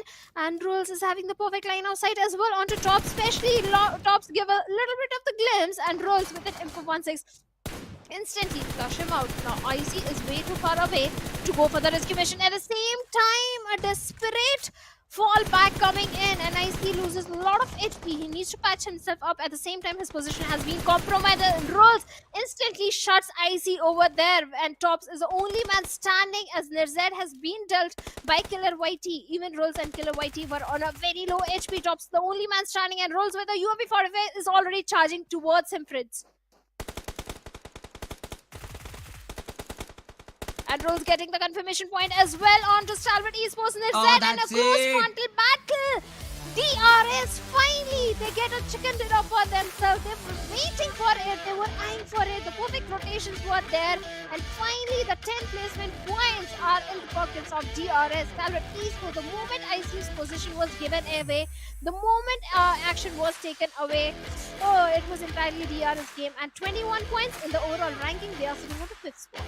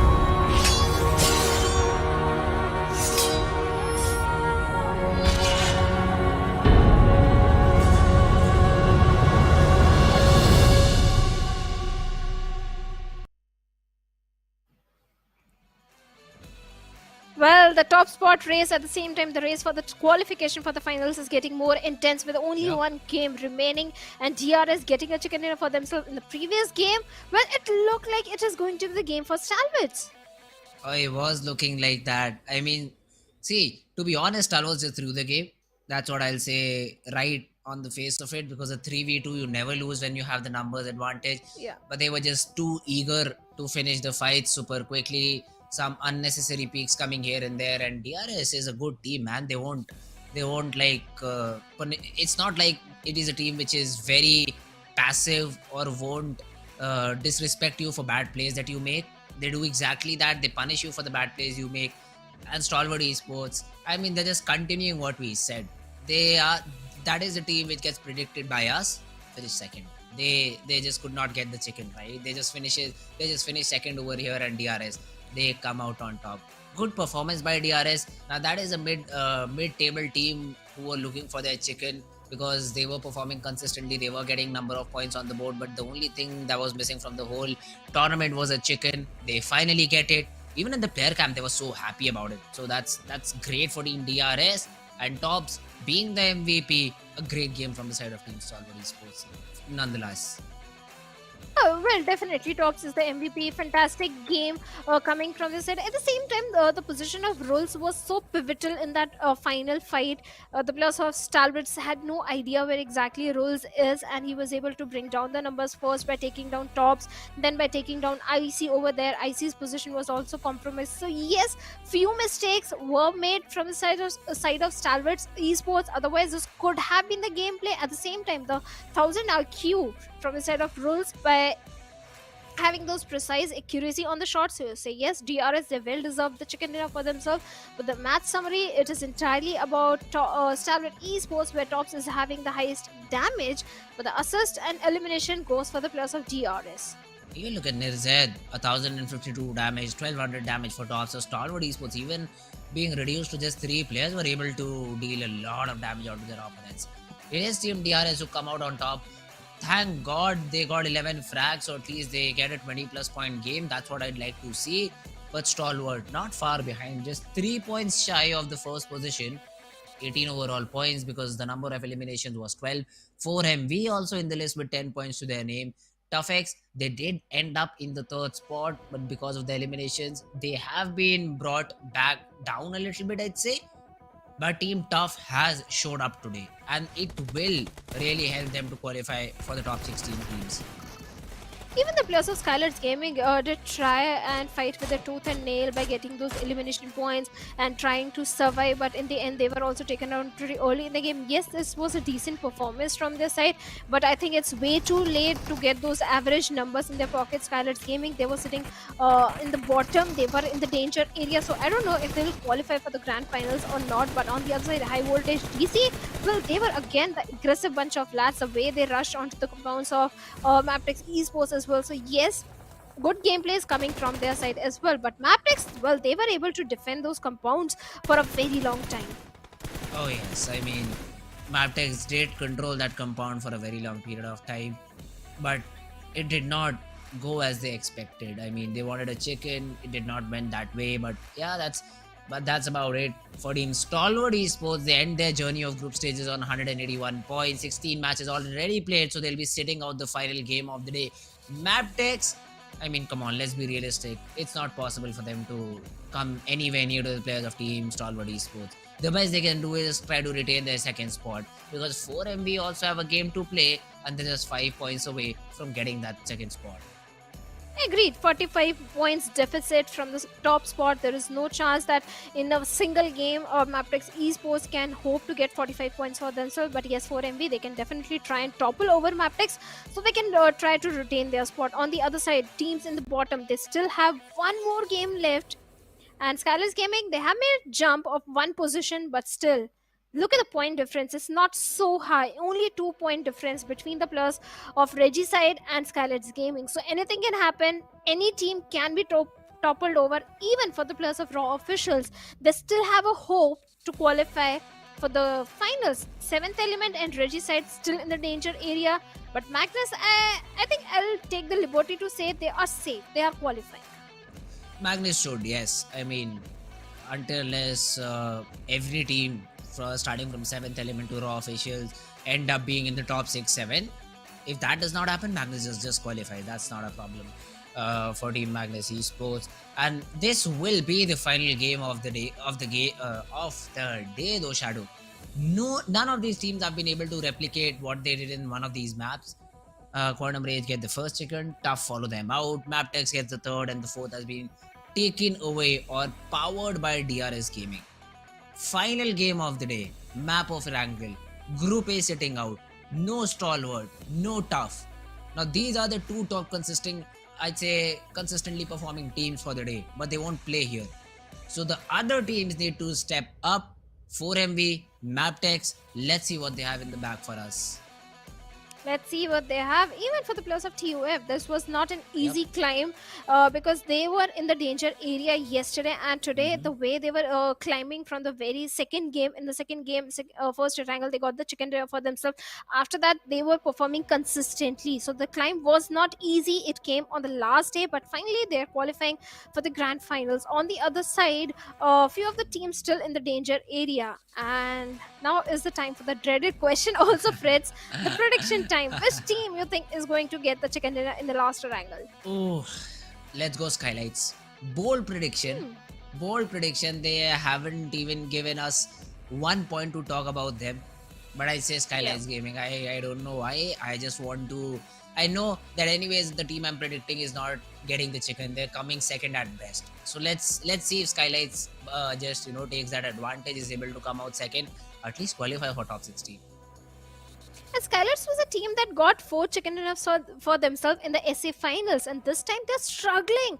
I don't know what's happening to the players of SKYLIGHTZ Gaming. Either it's the pressure or the confidence, or maybe some synergy issue between the players. But synergy issue should not be there because the players are sticking together since a very long time.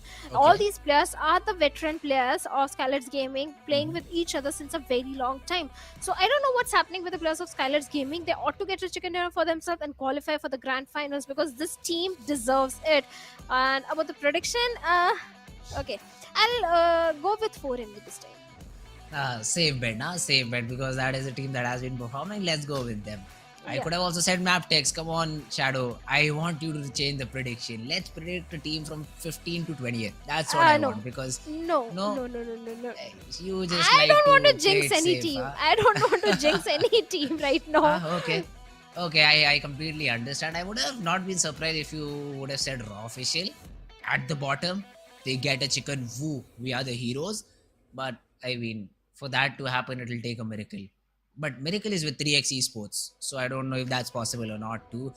But now let's jump right into action off with the predictions too. I also want you guys to predict in the chat. I'll ask you to predict a team between 15th to 20th. Which of the teams is going to come out on top. or otherwise you can be as diplomatic as Shadow is and try to predict your favorite team or maybe a team other than them. But yeah, I have already predicted. I want the players of team SKYLIGHTZ Gaming to wave their flag in this final game of Erangel, and let's see if that happens or not.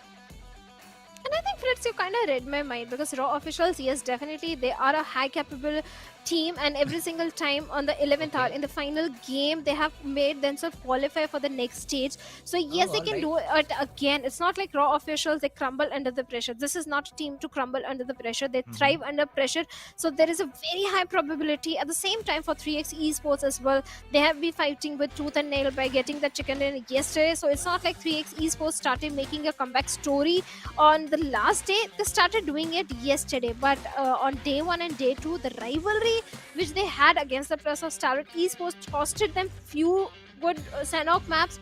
So yes, if they don't qualify, I'm very sure they're going to regret their decision of having a drop collision.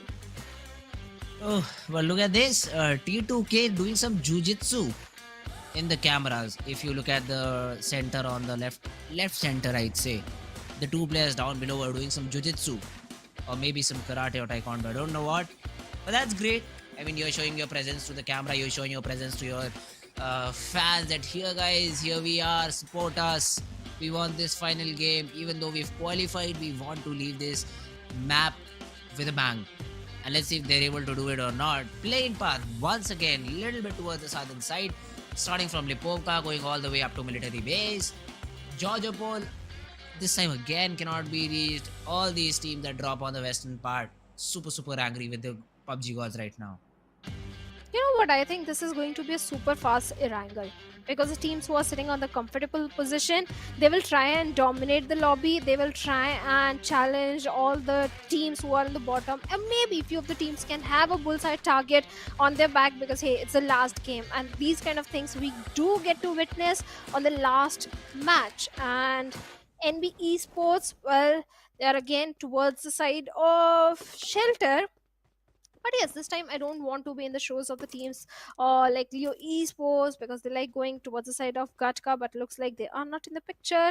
This time, too many teams are heading towards the southern military base. Looks like Reggie side. They are trying to challenge the players of 4MV, Againx IA. They are also going towards the Novorupnoy, since Stalwarts is not there, and too many teams drop towards military base. And look at the circle. The circle is towards the northern side. This time, SKYLIGHTZ Gaming, they can definitely capitalize, because this is their circle. They can capitalize and get a chicken dinner and maybe qualify for the grand finals. This can be the game. Looks like PUBG gods are already telling the players of SKYLIGHTZ Gaming, have faith in yourself, and this can be your game. We are already giving you a great circle. On the other side, Reggie side, they are sticking to the complete shorelines of the military base, going for the smaller compounds, not challenging the players of 4MV directly. So yeah, a little bit of the change in the drop location coming from so many teams this time. Magnus, they are in the city of Pochinki. Well, I wonder what Joker is doing from the side of 52 Esports. He's way too far away from his teammates. And Choto and T2K looks like they are in a bit of kerfuffle, as Hassan is trying to bring down the numbers of T2K. The rescue missions are there. And Sandesh is having an AKM. I don't think Hassan is having a weapon. Yes, he does have an AK in his hands as well, but he needs to scuttle back to the safety. He has to make a quick run. 52 Esports, you have to make the qualification. T2K are in the safe spot. Those early fights, those early casualties will hamper the players of 52 Esports. There is no chance that Choto can be revived in this situation. So yeah, Hassan making the mature decision of going back, falling back, but there is no vehicle, and T2K with that Dacia is already hunting for Hassan over there. Sooner or later, his position will be revealed. T2K, they're not going to spare Hassan. It looks like they have a vague idea. Does they? No, they don't. They don't know. Hassan, where is? They were so very close to Hassan over there. But now they are going to make a route again towards Hassan, and a close frontal battle. Hassan takes on Rick over there. But from the back line, Sandesh comes in and deals with Hassan, and 52 Esports. In a matter of few seconds, they lost 2 players. Oh, this game was so very important. But T2K, well, they have a good start. Yep. 2 defeat points already in their favor. But 52, what just happened? They lost 2 players. Not a start they were hoping for. But SKYLIGHTZ Gaming, Fritz, looks like your prediction can come true. Hey, it's too early to call that. It's too early to call that because still 16 players are surviving. SKYLIGHTZ is a team who knows even how to choke a 2v4 situation where 4 players stand for SKYLIGHTZ. I've seen that happen. So it's too early to say anything for SKYLIGHTZ Gaming right now. But isn't 52 Esports one of the teams who is facing the gun of the barrel? The elimination maybe? And a start to a game where you lose 2 players out so early, not looking good at all for them. T2K on the other hand, they would be happy with the fact that they have, I mean, who does not like a free frag to their name? NB Esports on the other hand, they've taken down the player of 7th element, Tabby is out of the game now. And T2K, let's see how do they perform going forward from here. For a second, I thought T2K they are going to lose few other players because even 2 players from the side of T2K were knocked out. But now they are fit as fiddle, and NB Esports looks like 7th element. They are not fit as they are losing onto their numbers. And NB Esports with a vehicle run over takes a confirmation point as well. And 7th element, they have been reduced to a one-man squad. Let's see for how long they survive. Magnus Esports, Pochinki has always been the home ground for the players of Magnus Esports. But yes, Magnus, they are qualifying for the grand finals. But I really hope Magnus do come prepared for the finals because this team deserves to be in the top 5. And I'm not able to see the aggression which I saw last time in the PMPL Pakistan from Magnus Esports. Let's hope this time they bring it. But for ME and Reggie side, looks like the drop change from the side of Reggie's side is not favoring them. Oh, not at all. 4MV. They should have been subjected to a bridge camp over here, but the protocols from 4MV are just way too good for Regicide to deal with. And the thing that they were trying to do, Regicide, they were not prepared for it, and 4MV are happy to feast on the free players of Regicide. They just come in, gobble up the players, will burp them out too. But yeah, the 2 frags, they do go the way of 4MV. And they'll be happy 4MV. They'll be happy with these frags because this is not only minimizing the distance between MABETEX and 4MV, also giving them the early confidence that any team in a game needs. If you're able to get early frags, that is exactly what helps you to convert the momentum into a big game. Quantum Rage, on the other hand, early rotations from their side too. They're also trying to maybe test their luck, go against the players of Team MABETEX. All right. They're barging in, not just going, they're just barging into the players of Team MABETEX. Kese taking some shots. He's able to deal some damage onto Tantanatan, but the knock is yet to be found. Well, the confirmation will be made sooner or later if the revival is not there on time or in time. MABETEX Esports, yes, they have been the silent ones up until now, but now they are looking for the aggression, and already they are in the city of Kameshki. So that means they are playing with a circle. They do have a good position to hold on to. Quantum Rage were also having the same mind to go for the early rotation. Now look at the position of Goku. If his position is not given away, I think he can do a lot of damage towards the side of MABETEX Esports because he's already guarding the flank angle. He's also having a very good line of sight onto the players of MABETEX Esports, and Wally out in the open. Goku can do a lot in this situation, and Tanatan, along with his teammate Halsey, is trying to regroup with Goku. In MABETEX Esports, they're literally surrounded from 2 different directions. Oh, let's see MABETEX. How do they get out of this situation? Kameshki, who would have expected this to be a fighting place? Nobody. But this is only possible because of the play zone. Now Leo, although not just Leo, most of the players of MABETEX are very hopeful with this compound. I think they're comfortable. And Volley from behind is just trying to toss some nades onto the players of Team Quantum Rage. He thinks that there is someone on the broken wall trying to flush him out with the nades. But there is literally no one. But this is what we know. So MABETEX using every bit of utility to just clear out what they think. And that should be about it. Volley though has 5 smokes available to him too. So if he wants, he can be the sneaky person behind their backs of Team Quantum Rage and try to make an opening for their team. And now Halsey is in the crosshairs. He is in the crosshairs of Volley. And Volley just needs to get to this track, and that will be the first knock. But did Halsey spot Volley over here? No, he did not. Okay, I for a second thought that Halsey spotted the player. Okay, he has. Never mind. I thought he did not, but he has already spotted down Volley. The nade will flush him out. The first nade tags him. The follow-up from Goku wasn't a nade, though, was a molly instead. And now Halsey pushing in, no support for Wally. He gets taken down, and even Casey in the backlines is down on the ground. So MABETEX, they are in a lot of trouble now. Oh, they certainly are. The way the players of Quantum Rage were holding on to the perfect angles, the way they were capitalizing on the information surrounding the players of MAPTEX Esports, they have able to manage the manage to bring down the numbers of MAPTEX Esports. But Quantum Rage, they also need to be a bit careful, because every single time when I have seen Quantum Rage go up against the players of Raw officials, suddenly tables turn. Quantum Rage brings those initial openings, but suddenly the tables turn and the opponent team is able to bring down the numbers of Quantum Rage and maybe sometimes annihilate the entire team. So Quantum Rage, they have to be a little careful and cautious. Sometimes they overextend, but Healthy is not overextending. He takes down Kese over there, but Baron comes in, takes down Cena and Healthy over there. Goku takes down Leo in close frontal battle. Finally, Goku saves the day.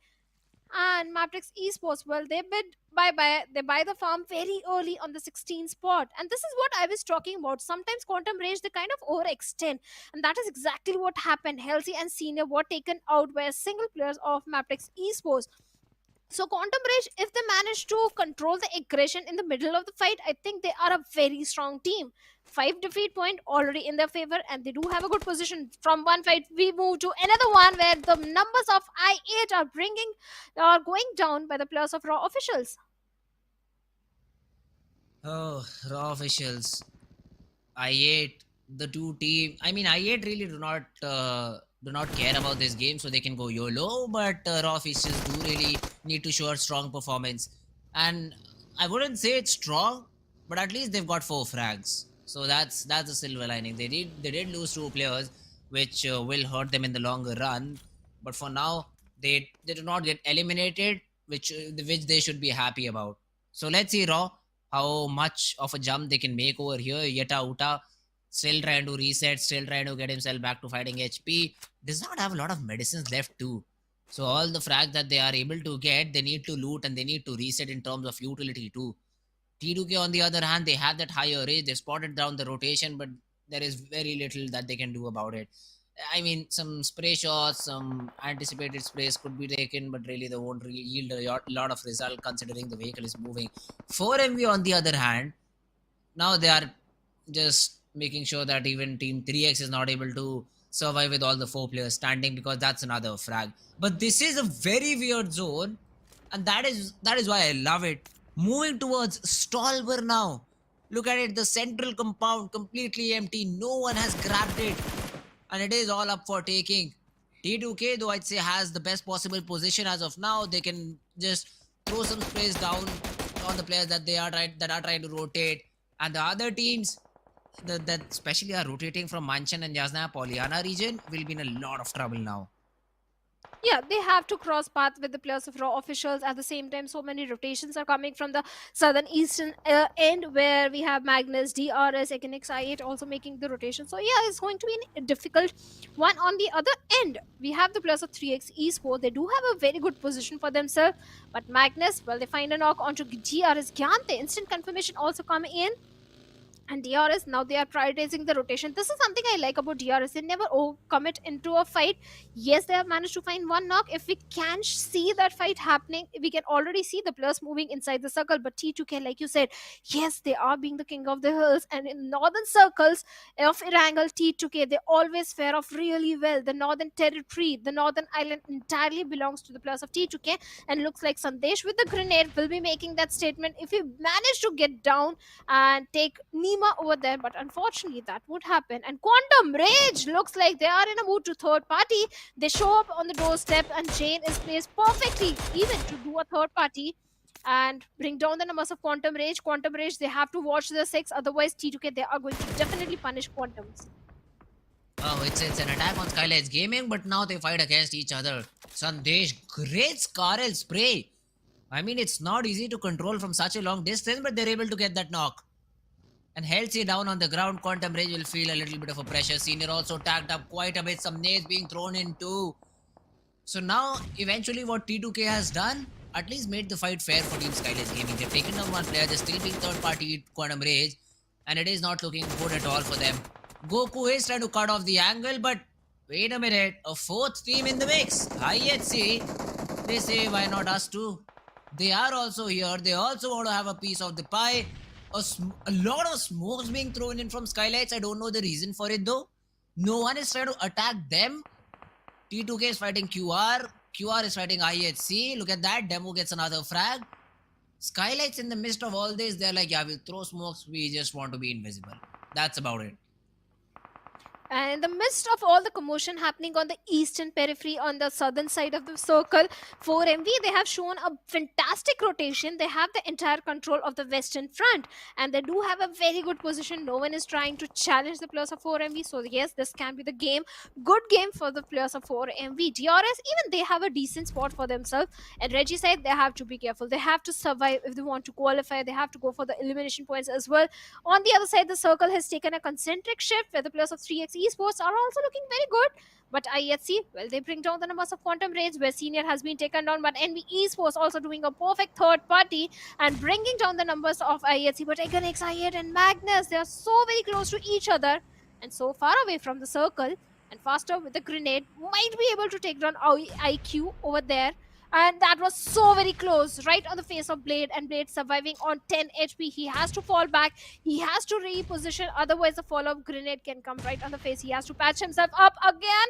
But no, there is no time as Zen comes in with a perfect grenade and takes down Blade.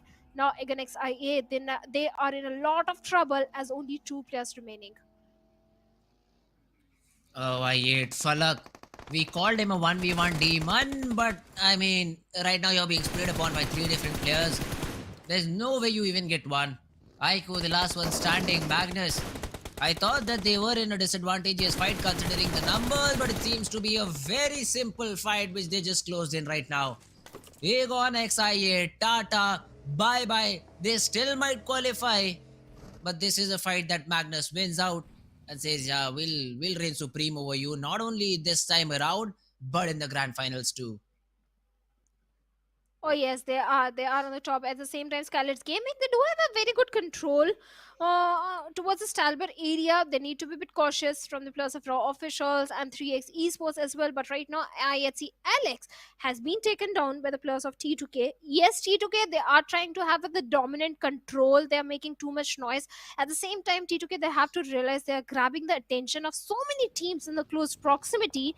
They don't have the numbers. Only 3 players are there, and Alex is down. Zeol all by himself, and Zeol from the low ground with the UAV 45 takes down Sandesh, but Jane comes right in the nick of the time and deals with Zeol as well. And IHC also bids bye-bye on the 12th spot with 3 elimination. T2K, well, they are safe for now. Sandesh can be revived very easily, but this should be a warning sign for the players of T2K that they're showing over aggression. They are sometimes over committing into a fight. If they play their cards right, this can be a very good and aggressive game for the players of T2K, because after all, this is their circle. It is their circle, but we've seen a lot of times that usually what happens is you tend to be the center of attention for all the teams when the circle favors you. And for most of the teams, that is not a good sign. Even for bigger teams like Stalwart Esports and 4MV, the zone came to them, but still they were not able to convert on it because they engaged in so many fights, they were not ready for it. So this sometimes does happen. 3x Esports, though, they have found themselves 4 different compounds, although they only have 3 players to reside in them. But hey, bigger the compound, the lesser chances of it getting naded and you all being taken down at once. So that is the only positive thing I'd say for the side of Team 3x Esports losing Zarba so early on. Chimero, Hussein, Josefa, all the 3 players still standing, and T2K. They might not just barge in. I mean, T2K know that this is going to be a very sensitive spot in the zone. But let's see, Sandesh is crawling close, is trying to get that information, but the zone says otherwise. The zone just south, leaves the main city of Stalwart, and is all out in the open. I'd say Quantum Rage, they do have the best possible spot in the zone. Oh yes, they do have a good spot, but they are in the center, Fritz. So they are going to grab the attention of so many teams. So they have to be the silent ones. So they have to be silent. If they make too much noise, the chances of Quantum Rage surviving will be very less. But if they They became the silent ones and they played with the circle and wait for the next circle shift. I think this can be a good game for Quantum Rage as well. Reggie said they have to play for the survival. They have to play for the placement points because the qualification is at stake right now, even for the players of Raw officials. That's why we are seeing Raw officials holding on to the positions, being so very, I'll take the liberty to use the word passive because they have all the good reasons to do so. They are not in the safe area, and this game matters a lot for the players of Raw officials. And let's hope they qualify. Yes, they are in the periphery of the circle, but look at the team that is in the close proximity. It is the players of 4MV, one of the most aggressive team in the lobby. But T2K Jane, well, they are fighting with the players of 52, where Poison has been dealt with, and 4MV. Look at that. They have no idea, but now the buggy is going to give away the position of the players of Raw officials. And 4MV, no, there is someone up top, and yet Uta, he has his, oh, I can hear his heartbeat. And a pixel from below is what led to him being taken down. Kancha will try to throw a molly and try to get that frag to his name, but that won't happen. Only reveal his position away. And now Raw officials are on the verge of elimination. Apex already switches on to the DBS. Will it be even necessary? No. It is East from far away who comes in and gets those frag for himself. So 4MB, great shots, great picks, and they're able to eliminate Team Raw officials out of the server and probably put an end to their hopes of qualifying to the top 16 spot. Meanwhile, SKYLIGHTZ Gaming still survive. Two players of SKYLIGHTZ are still in the game. In, I'd say, the ruins of Stalwart. Even 3x Esports are also trying to survive with the 3 players that they have. T2K, they never stop, do they? I mean, whenever we've seen T2K, one of the players is inside a vehicle. Make it 2 this time around, Sandesh and Jin. They are just rotating. They're just always rotating, even when the zone is with them. Don't understand why. But hey, it could be T2K want to get as much information around their neighborhood as possible. That could be one of the reasons for T2K to always be in their vehicles. Or they just might have a love for cars. That's something I could comprehend a little bit more. But 3x, tossing some smokes, making sure that they block the line of sight of their opponents. 4MV, there was a jump being created on Apex. He was not expecting that player to come in so late inside the zone, but he deals with them and says, "Thank you very much for the frag, my friend. I'll keep you in my prayers." I'm still feeling sad for the players of Raw officials. Had they not parked that buggy over there, the position won't have been compromised, and 4MV would not have any idea that the players are hiding over there. The buggy gave away the position of the players of our officials, and 4MV, well, they were having the IQ and quick enough, the numbers were there, everything was working in their favor. But still, let's hope if the 4 elimination points are enough for the players of Raw officials to qualify. But right now, DRS rolls with that buggy is being the optimistic one, and Magnus faster with the grenade is already looking for some sort of connection onto Delta. Yes, the smoke wall is there to provide the soft cover for the players of DRS, and Rules is trying to lure the players out in the open. But at the same time, we have Regicide as well in the close proximity. But SKYLIGHTZ Gaming and 3x Esports are also locking horns with each other, where Cairo has been eliminated. One of the main player from the side of 3x Esports has been dealt with, and now DRS on the uphill in a close frontal battle with the players of Quantum Rage. Let's see what's going to happen, as AJ is also keeping a close eye onto Hussein, who is hiding behind that smoke. This grenade can be so very detrimental, but Hussein with the buggy is trying to reposition himself on the other side. T2K, well, now they are getting punished by the players of NB Esports, where Jane with a vehicle run over takes on Mondo. So the trades are coming to and fro between T2K and NB Esports. Oh, on the other hand, we have SKYLIGHTZ Gaming, who are trying to make their way inside the zone using all the smokes they have. 4 more smokes for AJ. So it will definitely help them a little bit. But 3x Esports, as you said, is in a battle now with T2K. Jane down on the ground, but only Josefa is left. And 3x do not have any defeat points to their name too. So Josefa has to make sure he survives for as long as possible. Otherwise his team, yeah, they'll say tata bye-bye and be back to their region. But right now, he survives. He has all the support from his fans that needs to survive this for as long as possible. Quantum Rage on the other hand, Tan gets a knock on to Zebian. That name is just so great to pronounce. I mean, even if I'm pronouncing it wrongly, I still love it. SKYLIGHTZ AJ uses the buggy. He's trying to be in a safe spot, but T2K, they spot them down. And there goes my prediction in 9th spot. Not too many eliminations, just a single point, and all the teams for whom the game mattered the most are bidding bye-bye at a very early stage inside the game. But on the other side, 4MV looks like 7 defeat points and all the 4 players alive. They're looking for a lot of aggression this time, and they have all the reasons to do so. They are trying for the top spot, but on the other side, 3x Esports last player was hiding, and Apex finally with that buggy lure him out of his covers and deals with him, and 3x Esports also by the farm early with 0 eliminations of their own. But look at the position of Goku going for the revival onto Tanatan, and Magnus Esports coming. The reinforcement is there for Zibian, but can they save their fallen comrade as Goku is already charging in towards him with that weapon? And oh, Tanatan, he has been dealt with. The confirmation point has already been made onto Zibian, and Goku, a 1v2 situation in front of him is way too much. And with that quantum bridge, they also bids bye-bye, but after a very aggressive game of 9 elimination. And now Magnus, they have another enemy in the name of Reggie's side as they take down one player and will be looking for the confirmation point as well. And T2K, well, they have been dealt by the players of 4ME. So many fights are happening, Fritz. It's so hard to catch up. Even NB Esports, they have been eliminated, and 4MV, well, they're raining death and destruction. 13 eliminations.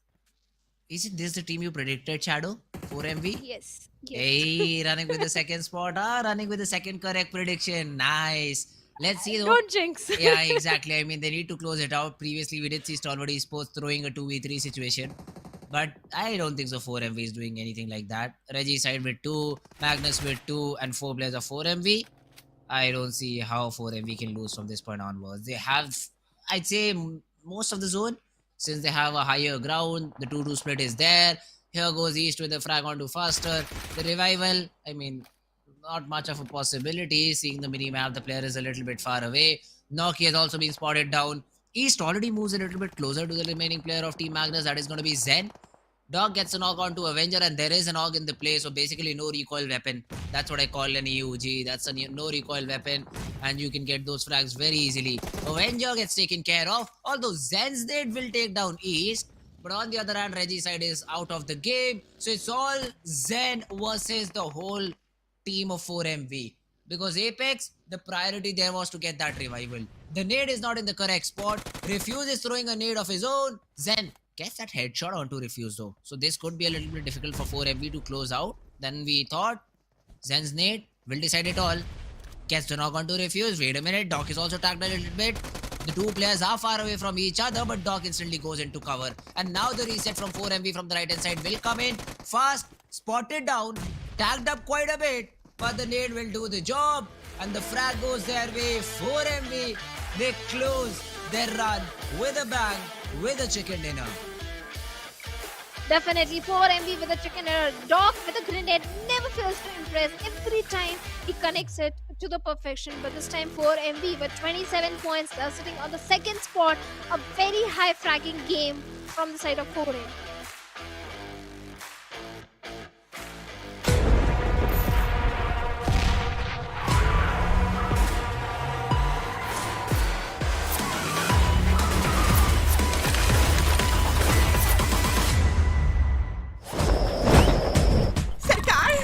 कुछ दोस्त आपके लिए gift लाए हैं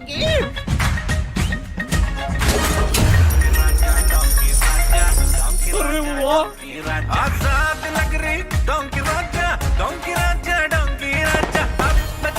तो बस हमारा शाही लिबास पबजी मोबाइल पे पहन लिया जाए सिर्फ पबजी मोबाइल पर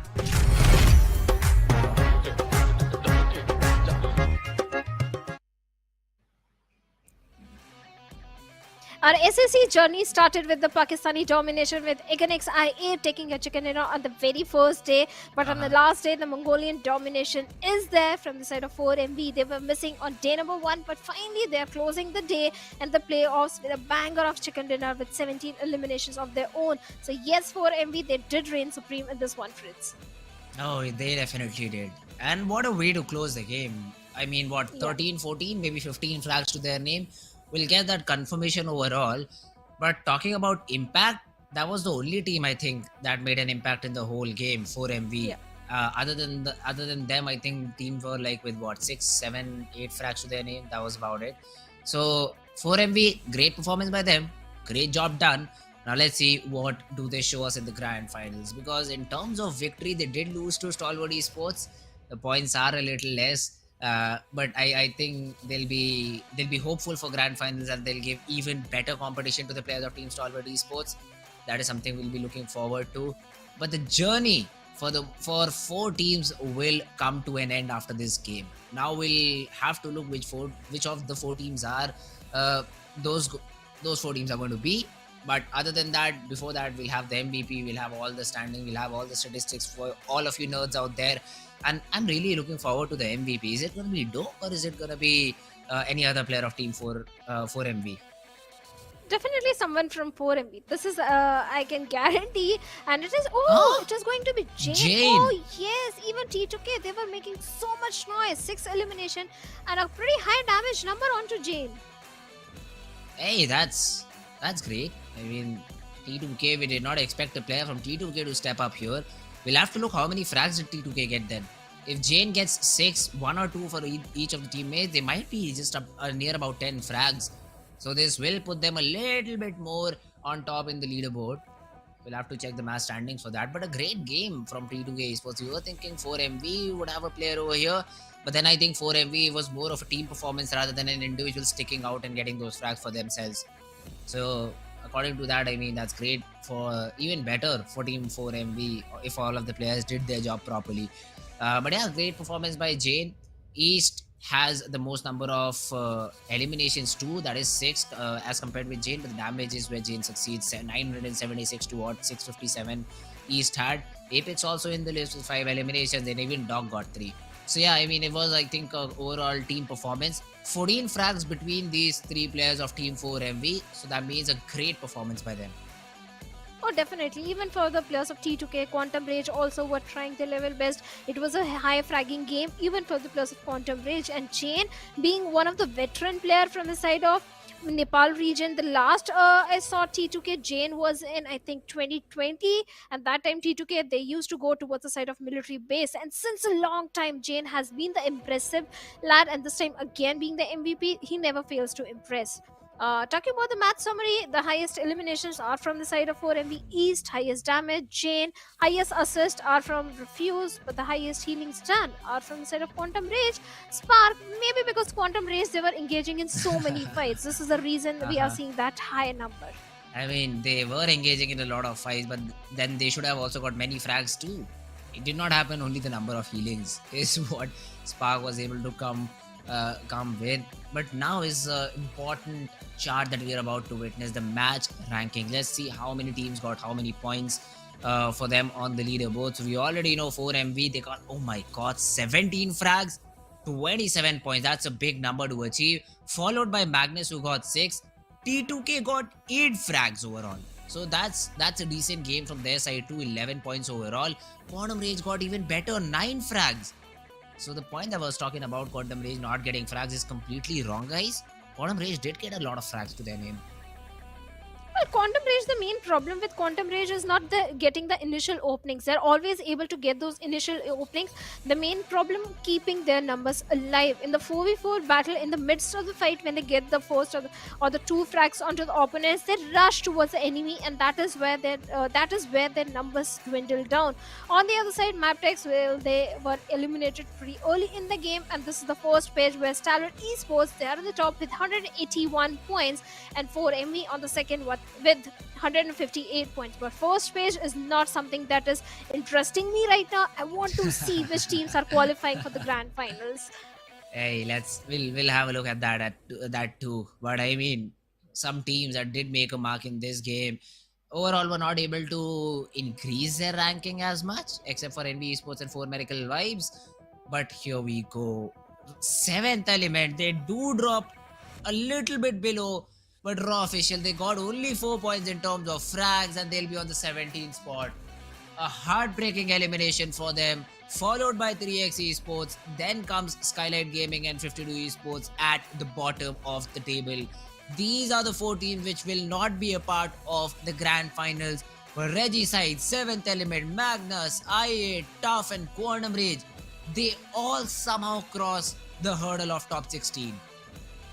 Well, congratulations to all the top 16 teams, and I hope they are prepared for the finals and they make their region and their country proud and they deliver a very good performance. And for the teams who didn't qualify, well, failure, there is no such thing as failure. It's always a learning experience. I'm very sure Raw Officials, 3x Esports, SKYLIGHTZ Gaming, 52 Esports, they made us proud and the team proud in their own region. So next time we see these teams, they are definitely going to show a very dominating performance. But in the elimination leaders, this time we have Apex right on the top with 41 points. Ooh, Apex, great performance from this player of 4MV. Stalwart Esports also has a few representatives here. Nirzed with 37, Malik with 32 for Highvoltage DC. All right, DRS even having Killer YT in the charts. They show, but I think for HV and DRS, they are heavily dependent on these two players because they have so great number of frags, but there is no follow up for the rest of the teams. And considering that, they'll have a big job to do in the grand finals. So elimination leaders, yes, still ruled by 4MV, the most aggressive team. I think they also got a good number of frags to their name.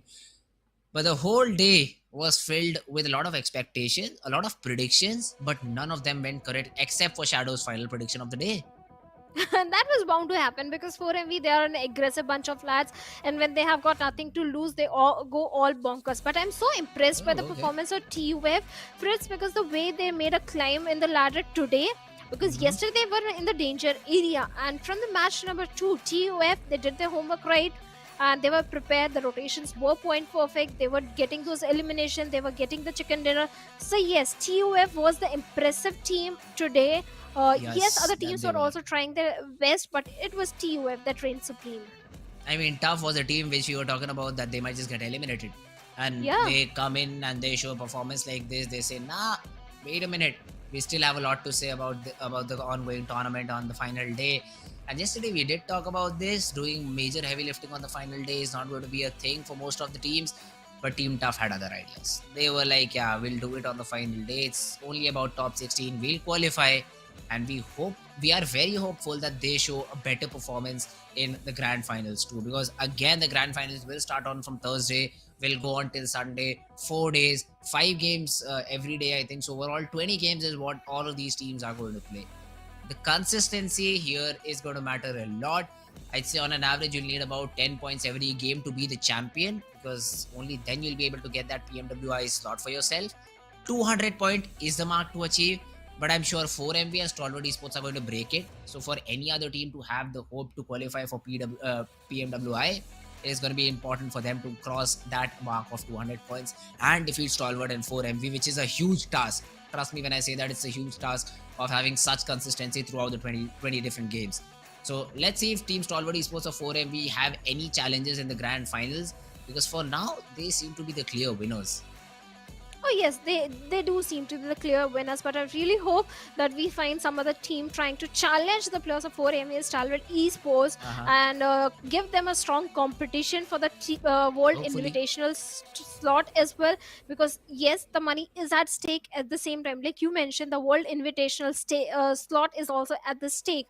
So I'm very sure all these teams are going to be a bit more cautious in their approach towards every single game. The unnecessary rush, the mistakes, they can't afford to commit all of that in the finals, because the only few games are there. Total 16 games are there, so it's not going to be an easy journey. But for the playoffs or the league's place, this was it, Fritz. It was so fun to cast and work along with you. I really hope SA region impressed you. But any final words for the teams?